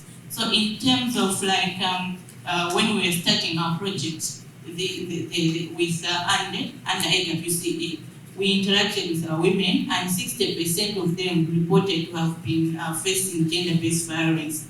And out of that, the remaining 40 30 were even reported to be single and their marriages ended because of issues of gender-based violence. So it's a serious issue directly coming from the issues of climate change. And another challenge that they also stated is lack of investors, where they stated to have like financial institutions available to support, but then looking at the conditions, it was not good for business growth. So that still made a challenge because they couldn't access because of such limitations. And no one came up to invest in such businesses. So in our case, we are dealing with the local community. These are businesses that are run by kind of illiterate. They did not go to school, that most of them. And we are trying to take them from that level because that is their main source of life to another level so that they can at least understand the value chain and be able to do businesses that brings in good returns. So as a solution to this, we thought of now next trying to encourage the women to use the climate smart processing technologies. In our case, when we talk of climate smart, we are targeting the solar dryers. If you look at that picture at the left, it's just fish on the drying rack, poor quality. This side you can see that is a solar dryer up there, and those at the far right, they are the smoking kilns. So the advantage with this is that one, issues of gender, they save time. So women, like, they can just dry their fish in the solar dryer and go home overnight to spend time with their families. But for the drying rack, if the fish will take 2 days to dry, they're supposed to stay there, sleep under the drying rack for 2 days, guarding their fish until it's dry. They go back home, and you find the men, and they are already angry, and issues of violence keeps rising. And for the smoking kilns, same case, much as they're also trying to reduce wood usage, they're also time saving, so the women have enough time to do other things. So as a strategy, we are encouraging them to use this and trying to train them on how efficiently they can use them. And so far we have had a success story where most of these people that were using the solar dryers had abandoned them. But when we came in with trainings on how they can manage themselves in groups, how important they are, they came together and innovated their solar dryers, and now they are fully using them. So another initiative also is to do with the market linkage, where you try to bring in a value through marketing. So in the fisheries value chain, the way it is, it's like when you have your fish, you take it to the market, you meet lots of other fish traders coming in from different fisheries, and the supply is different. So it is unpredictable. If you buy your expensive fish and it turns out that the other side of the lake fish was in abundance and it's cheap, it's not negotiable. You sell based on what it is on the market in terms of price and supply. So very unpredictable. So in our case, we also try to link them to off-takers because now we are taking them to that level and trying to also link them to the off-taker so that they can access better markets. And on the same, in terms of market, we also try to train them on fish quality and certification process so that they should start getting ready for the certification process. So much as they cannot access markets directly now with the supermarkets and because of the certification issue, they are accessing that through the off-taker. So we also try to do that, and the women are now trained in terms of what it takes to get certified. They are also linked to the off-taker, and they are able to sell through the off-taker. And we have seen also... I'm just going to cut you off there, Zifoni, just because we're a little short on time. Okay, so I'm winding up. For others who want to chat more with Ione after, she'll be around. But we'll move on to Ebenezer now, and love to hear from you, Ebenezer. Thank you, and thank everyone for making time. Yes, like you said, I also call Ontario home, my permanent residence here, and so I spend my time between Ontario and Ghana. In terms of Wangara, we were originally, we set out to fix one major issue, That was the listening. And this was sometime in 2016. And we essentially realized that a lot of companies were setting up, getting their first $10,000, $20,000 from the program, but when they needed 100, 200,000, that just wasn't there. And so we set out to have a fund that will address that with a very strong climate, that's environmental, social impact, and that is when we were then selected by the World Bank to manage what we call the Ghana Climate Venture Facility. So that really helped us strengthen our climate thesis. In that very early stage, and this was sometime around 2016, 17, and I was just having a discussion with Marco, that it's good to see how we've progressed with the nexus between gender and climate, because at that very early stage, we had the desire to have a climate fund that still has certain gender metrics of initially want to start with about 30% female entrepreneurs. But at that time, you just had to choose one. You could not be both. You had to be a climate fund or a gender fund.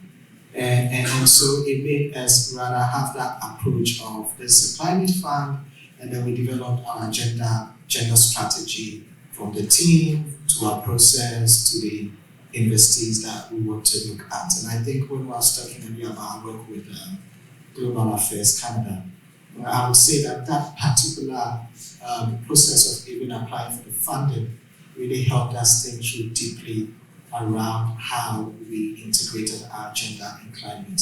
Going through the logical model really helped us to define the clear metrics and how it integrated. So we came from that background where it was gender was an add-on, and we saw it in the market, right? So when the report talks about access to finance, I like to call it access to appropriate finance, right? Because yes, we're providing the financing, we're looking at women-led businesses, but we have not been designed from the very beginning to have that as a high-level priority.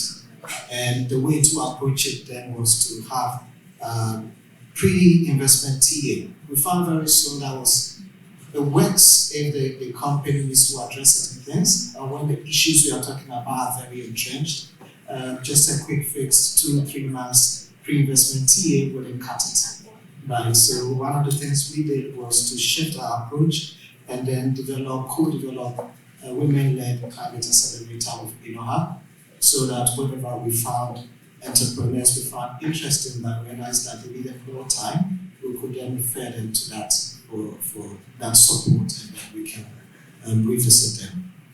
The next thing we did was also to re-engage organizations like GCIC, which is very strong on the gender element, and then the KIC, which is now being funded by Mastercard Foundation, and both have really integrated gender into their programming. So the way we are approaching is to work with the co-developed program and these partner programs to build a pipeline of women-led businesses that Marco was talking about. But the reality is that takes time, and you need to build that over a year or two before you are able to get the right kind of deals that not only meet your own gender ambitions, but also meet the requirements of the investment committee to be able to do a deal. Because we still want to back women, but it still needs to be you are backing businesses that are not viable.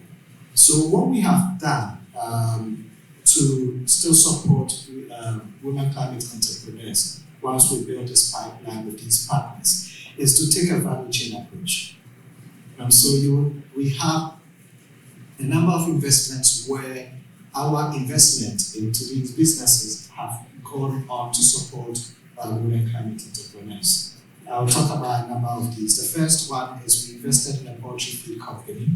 And when we say poultry feed, I usually get the question of, we are trying to get everyone to eat beyond meat and impossible food, quite more poultry, right? This is a clear adaptation issue. These eggs are the source of protein for a lot of people below the poverty line.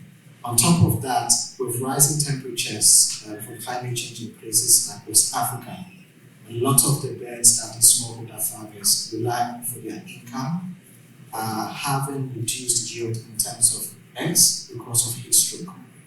And so there's so much a need for them to get access to feed that has a high efficacy that can help them at least bring their income levels to the right place because they get more from the feed, even if some of the birds are dying because of climate change and they can't cool their non-sophisticated poultry farms. So what we are doing with this company is they have introduced insect protein to their feed, which helps them first reduce their own carbon footprints because they are using recycled and they're using food waste, black soldier fly, but also reduce the cost of the feed so it's affordable. And the gender approach with the women climate entrepreneurs is that the way they reach these smallholders in these rural communities is through agents. When we invested in them, they had about 5 agents. Now we've increased the number about 3-fold, and the focus has been to have more women being engaged as agents around their agencies. But instead of they going to a bank or to a microfinance, as Diane talked about at 5%, they now get these feed provided to them on credit, and then they pay back because why would they have come for the loan? They would have come for the loan to buy the feed from the manufacturer to sell.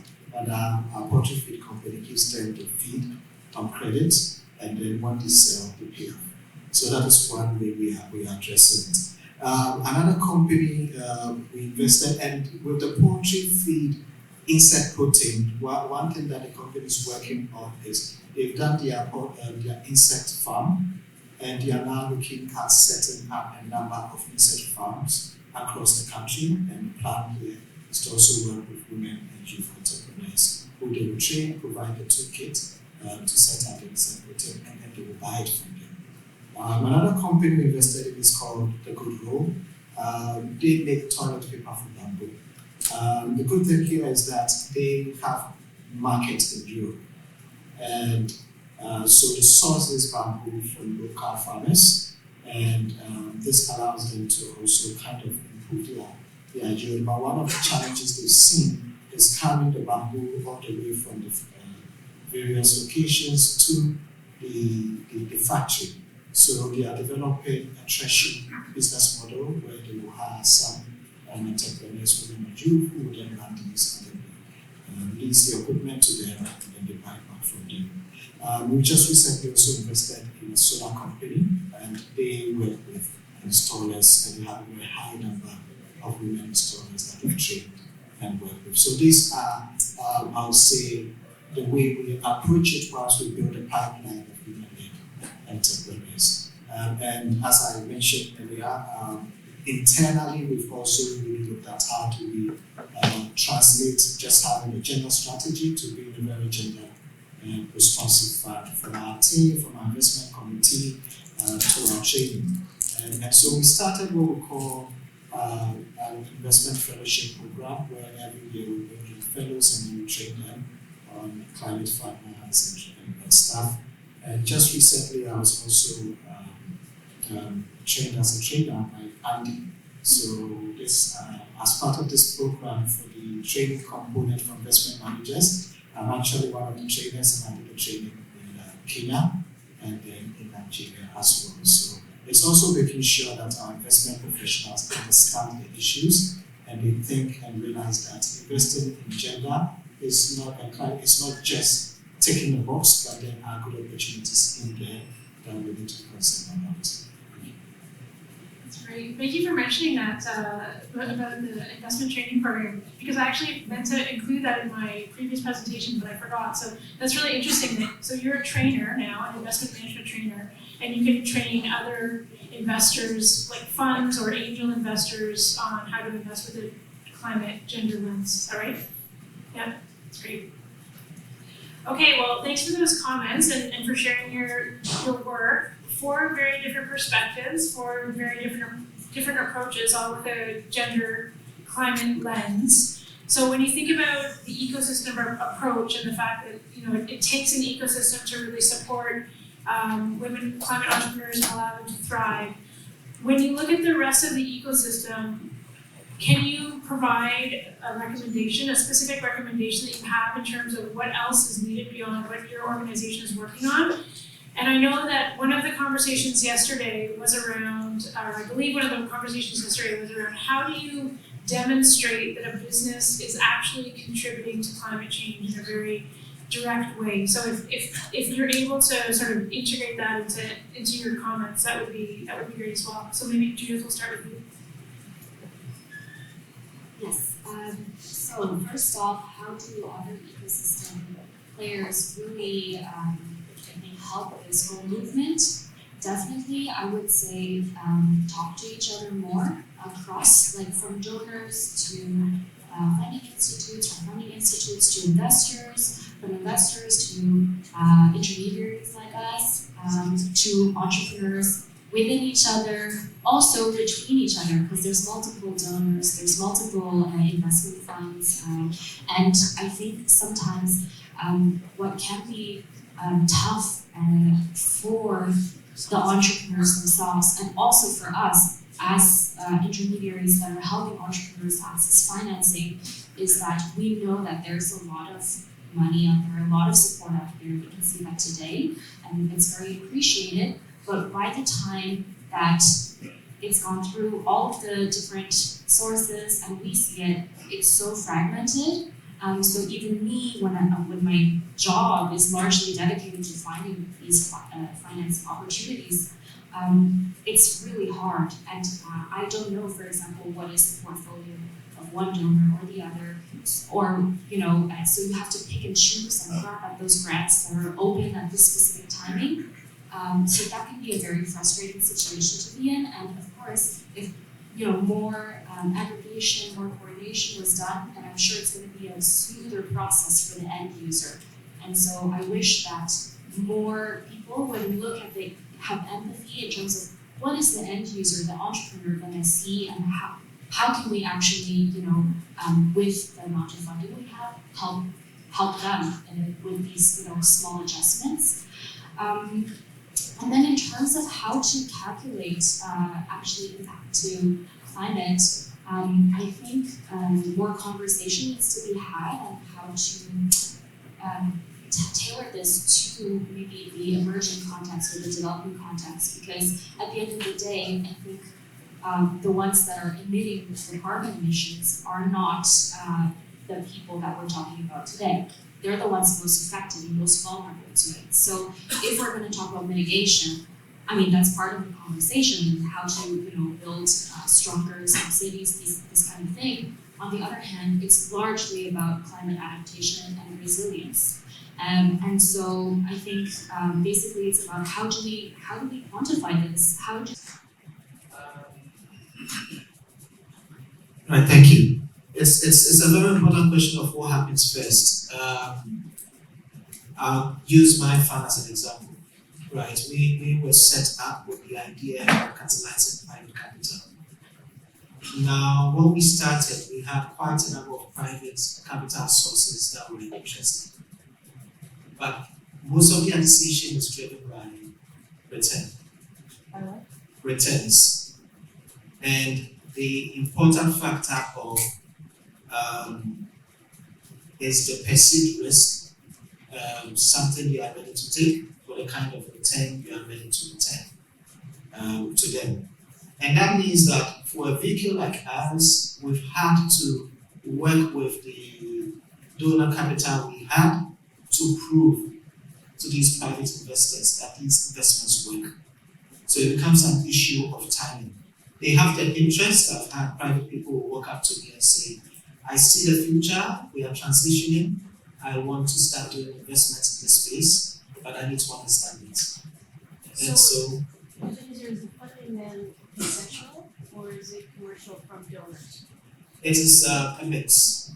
So when we have some concessional funding, which is basically to de-risk it, and then you also have some commercial type from other impact investors. But what we all need to really target is that commercial money coming from, say, that pension fund sitting in Ghana that has a mandate to put 25% of its capital in alternative investments, but still has not seen enough of these proof that these investments work. the capital is willing, but the risk perception is high, and we need to be able to work with this concessional capital to signal that these are investments.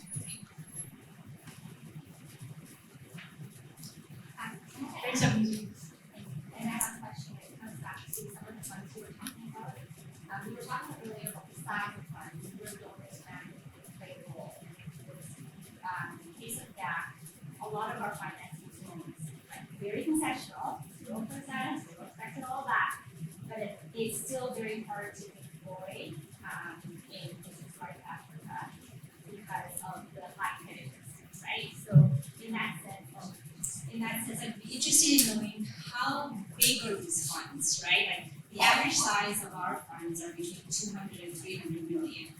And and then when it trickles down, like we've had this conversation, you need to go lower, you need to go smaller because people don't need, you were saying between 2,000 and 2 million. So our partners, when they then sub-loan or sub-grants hit, it's still it's above 2 million, right? So I'm interested in knowing what size are these funds that you're talking about, and is there a bigger platform that beyond the IFIs that allow us to deploy that money, and then that then sub-grants to different funds across. And then in terms of your blended capital that you were talking about, what does it actually look like? Is it debt, equity, guarantees? What is it? Yeah. So to your first question, I mean the funds, the climate focused funds that we spoke with, and there's not a lot. I would say they're about 60 to 100 million in size, so lower than what you were referring to. And Ebenezer, others, feel free to add here as well, because Ebenezer, I know that you had some comments about this earlier, because I do think that because of the constraints from GAC, there needs to be some sort of platform developed in order to allow that capital to flow, because the likelihood of the actual structure changing is probably pretty low, unfortunately. But Ebenezer, feel free to add your thoughts as well. And others too, please. No, thank you. This is very key to me. My fund was started with funding from the World Bank. The very nature of it was that the government of the Netherlands and Denmark engaged the World Bank to set up a climate trust program, climate technology program focused on Ghana, Nigeria, and a few other countries. So with that, the funding was going to the World Bank. They were then able to send it to different countries. So in Ghana, the first funding pot went to the GCIC, and then we came second as an independent fund, which then received somewhere like 2 million. And that allowed the World Bank to be able to manage this bigger pool and then do these smaller tickets. Now, the thing we need to really appreciate is that for these women climate entrepreneurs we are talking about, these ticket sizes fall within what Andy is calling the small and growing businesses, maximum 2 million. But when you get down to the ground, a lot of these entrepreneurs cannot even take maybe 200, 300,000 into their business. So you need funds that are going to deploy these smaller tickets, take them to the next stage before even the $50 million fund will be able to do these deals. A $50 million fund will not be able to overstretch itself with more than 20 deals, right? And so if you are looking at doing even these small tickets, it means that these small funds like what I want cannot also afford, if you are doing a single country, to be too big. Because you get out, you need to have a big team, the fund is suboptimal, the economics just don't work. Which means that for many of these funds, you will find that the first-time fund managers, because the second-time fund managers are stressed out with dealing with small funds and small management fee.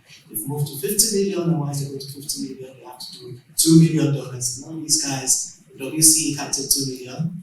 And so you find that it becomes new generation of funds that might have to come in.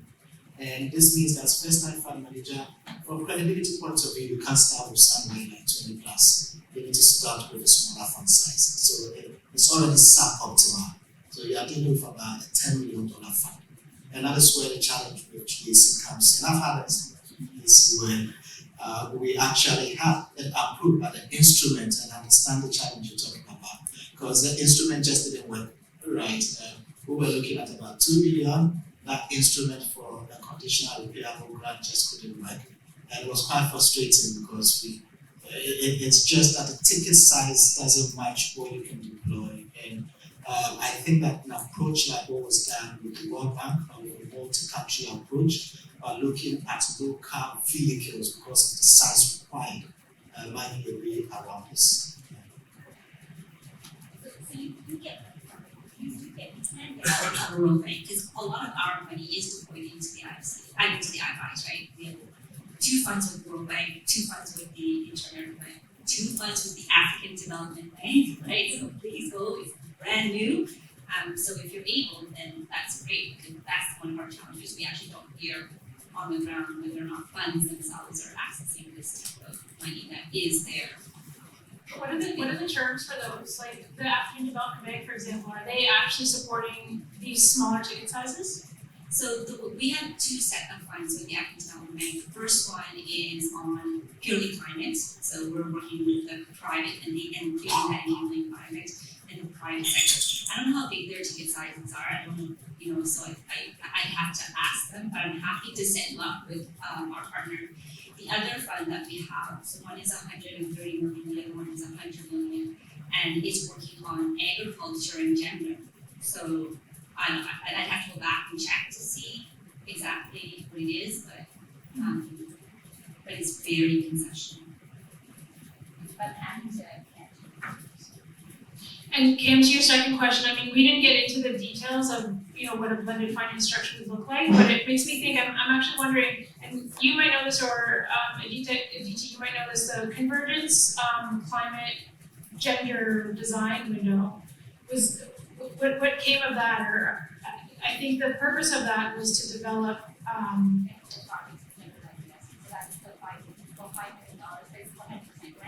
Okay. Right. And what this testing is basically are there projects in the climate space, and it's small, so it's only 5 million, is looking across the board.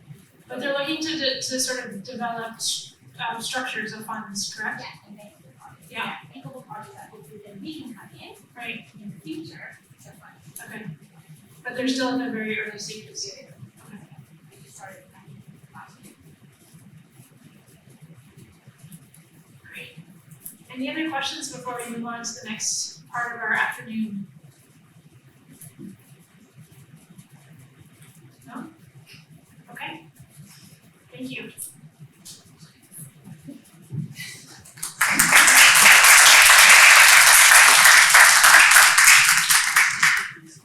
Alrighty. Hi again. I'm gonna get tired of me. Maybe I should switch my clothes or something. You can take my jacket. Okay.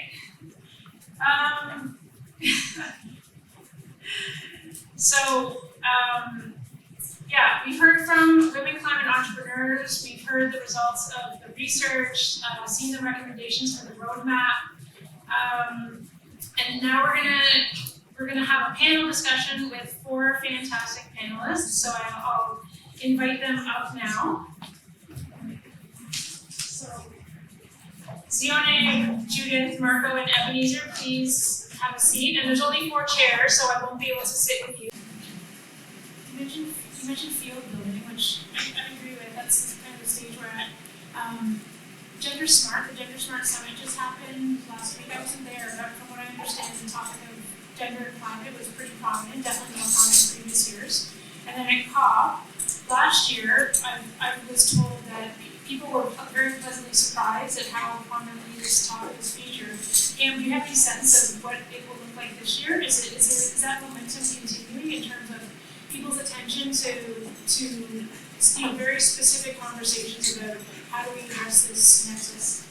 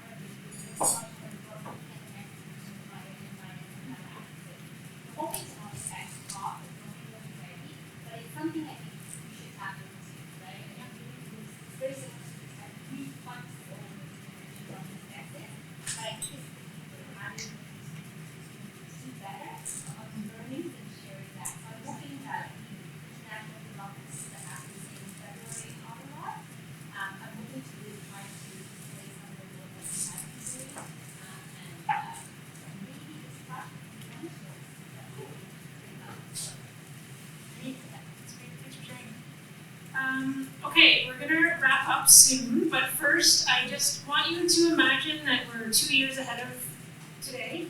And if we're convening at that time, what would you love to be able to say about where the ecosystem is at, where we've come in the past 2 years based on the challenges that we know exist today? And let's mix it up a little. Ebenezer, I'll go back to you.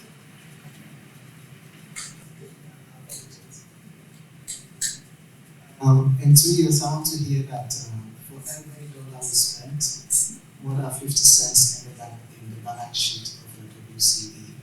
We were able to use it to grow the business. Awesome. Okay, and I think that's to mention my point, but the key is also to ensure that one, much as we are supporting the AWCs, I want to hear that out of the capacity building, at the end of the day, we have at least a pilot program specifically targeting the financing, so that when we are approaching the donors, the investors, we should have proof of investment from the piloting program.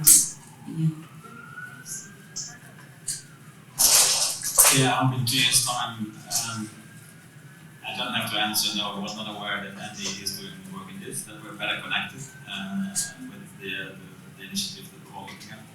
And that we all speak the same language. I think there's still a lot of different languages spoken from donors to investors on, for instance, adaptation. I think there's still needs to get everyone on the same page and speak the same. Terminology is definitely an issue. And Judith, wrap us up. Yeah, so I think in 2 years' time, I would love for us to move past this ideation stage with our ladies. We'd love to grow with them in the ecosystem, across ecosystems, and maybe already push them towards proof of concept or even towards independent, access to private financing. I mean, I think for everyone, all the development players, the ultimate goal is to not be here anymore, right? We want to move on to the next big problem. The world will never stop having big problems to solve. So I think I'd love to close this particular chapter of not having enough female voices in the Key Valley Planning ecosystem, build up the role models through the next 2 years, and move on maybe to the next topic to solve. Thank you. Well, thank you so much to all of you for sharing your stories, for sharing your perspectives. I'd like to open it up to some Q&A if anyone has any questions. Maybe it's not topic. I'm just kind of like, we support so many different programs. Let's talk about the coordination in our own system, but convergence, right? They just put out a whole last year on general investing. It's basically just concept. And so getting them there to create bankable projects. How many people know that exists? Okay, so this is what I'm trying to figure out, right? So with this pilot, I just want to make those connections and maybe talk about how we make those connections, right? And then there's another one that but it's just, it comes back to that whole, how do we better connect across the data? This is a great start. But once we leave here, like, we all have these guys and lots of work. So how do you systematize that type of continuing journey and not having minutes? Yeah, we featured that program in our knowledge product that we released earlier this year. And I mean, I don't know, DT, if you know what formerly of Convergence, if you know what Convergence is planning on doing to promote their work. Sorry to put you on the spot. So I don't want to speak on behalf of Convergence, but I was there until earlier this year. And they do have an open call for proposals and a general climate resource library where you can go and see a lot of resources, including the one that Katie's put out. And I know there was a plan to share learnings midway through the process and not wait at the end. Convergence also has a lot of knowledge products on this area and specific examples that folks can look at. And they do matching, right? The whole platform was set up not on the general lesson side, but on the broader side. They were set up so they could match investors with projects, you know? Yes, and so that's all. They also have a geo-matchmaking platform that will match investors with projects that already have some sort of commitment. But I think this issue of size that Cameron mentioned earlier the size that donors are looking at, the 200 to 300 million, and what the entrepreneurs are wanting, that really is something that we need to solve, because even the convergence deal matching platform looks at a minimum deal size and looks at a minimum commitment that is often too large for entrepreneurs on the ground to focus on. So I think that missing middle is actually quite a wide middle that we need to collectively solve for. Yeah, another thing I think there is, if we look at, there are communities of practice set up by 2X Collaborative and Gen Smart between investors. There's not one between entrepreneurial support organizations, which I think, as I mentioned before, I think would be helpful to have there more of a community, because I think with the investors it's there, I think it's connecting the dots more and more, but I think that part is probably still need to do something like that. Just to add to that, just here in rewind. I think I'm a member of CAFID and we do the State of the Sector report. We did that for 2022. And I think it's probably one of few reports that takes a bird's eye view of what's happening and try and make those connections. And so things like that could be expanded to be able to really give us a more regular view of what's happening and how everything's tying in. I just want to mention, Andy does run a community of practice on gender, but not on very interesting. And many of the coordination questions I think here could be addressed by coming to being Andy members. There you go. And in particular, sharing like opportunities for funding. We have a newsletter that goes out to 18,000 practitioners around the world.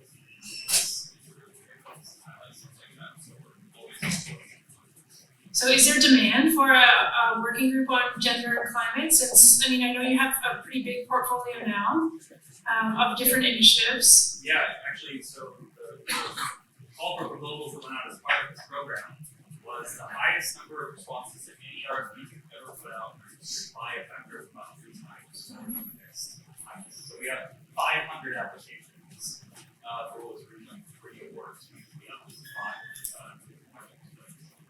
There's a lot of unmet demand out there in the space. Getting the funding is the current challenge. Great. Any other questions? Well, I'm actually flabbergasted to see that we're bang on in terms of timing. So let's give ourselves a pat on the back. I have no idea how that happened.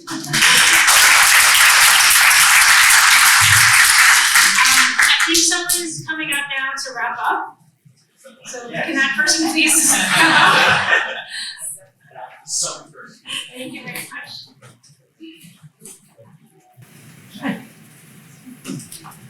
Good afternoon. I am Chris Eaton with World University Service in Canada. We're coming to the formal end of this afternoon.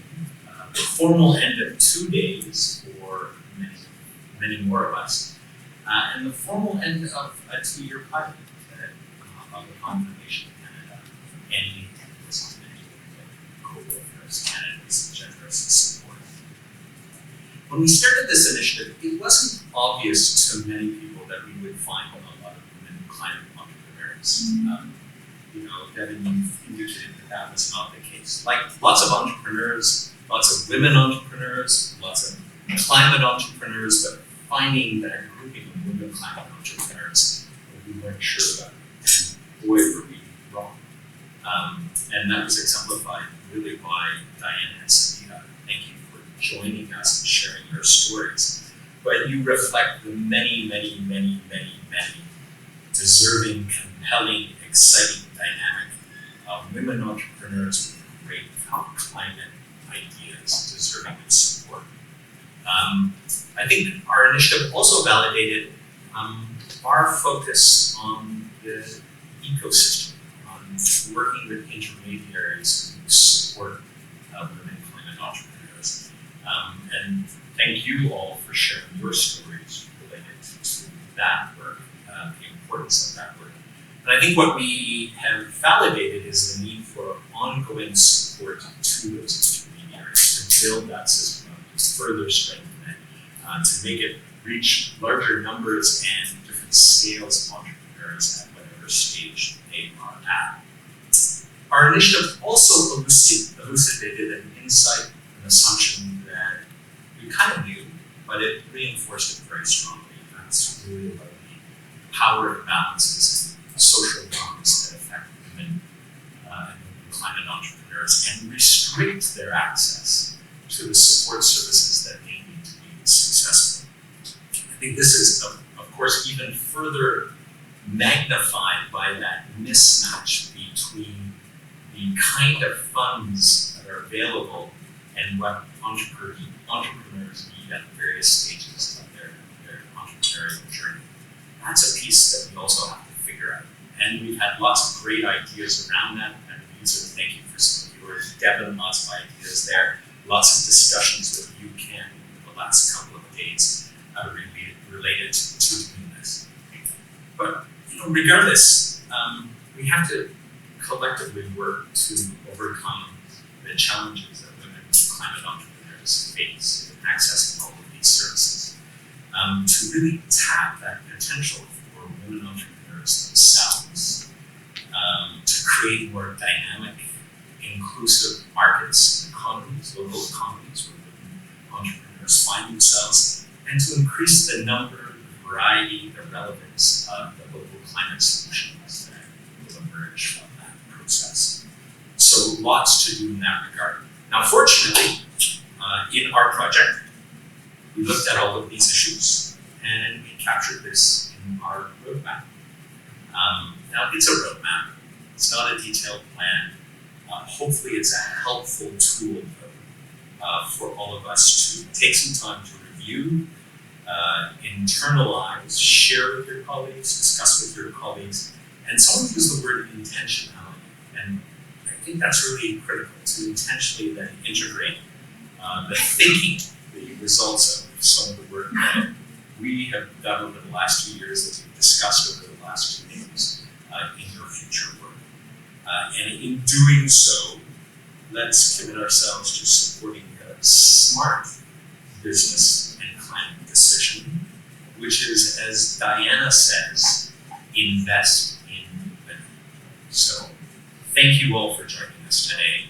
And I believe now we're ready for an informal get-together, so continue to talk amongst yourselves and enjoy the rest of the afternoon. Thank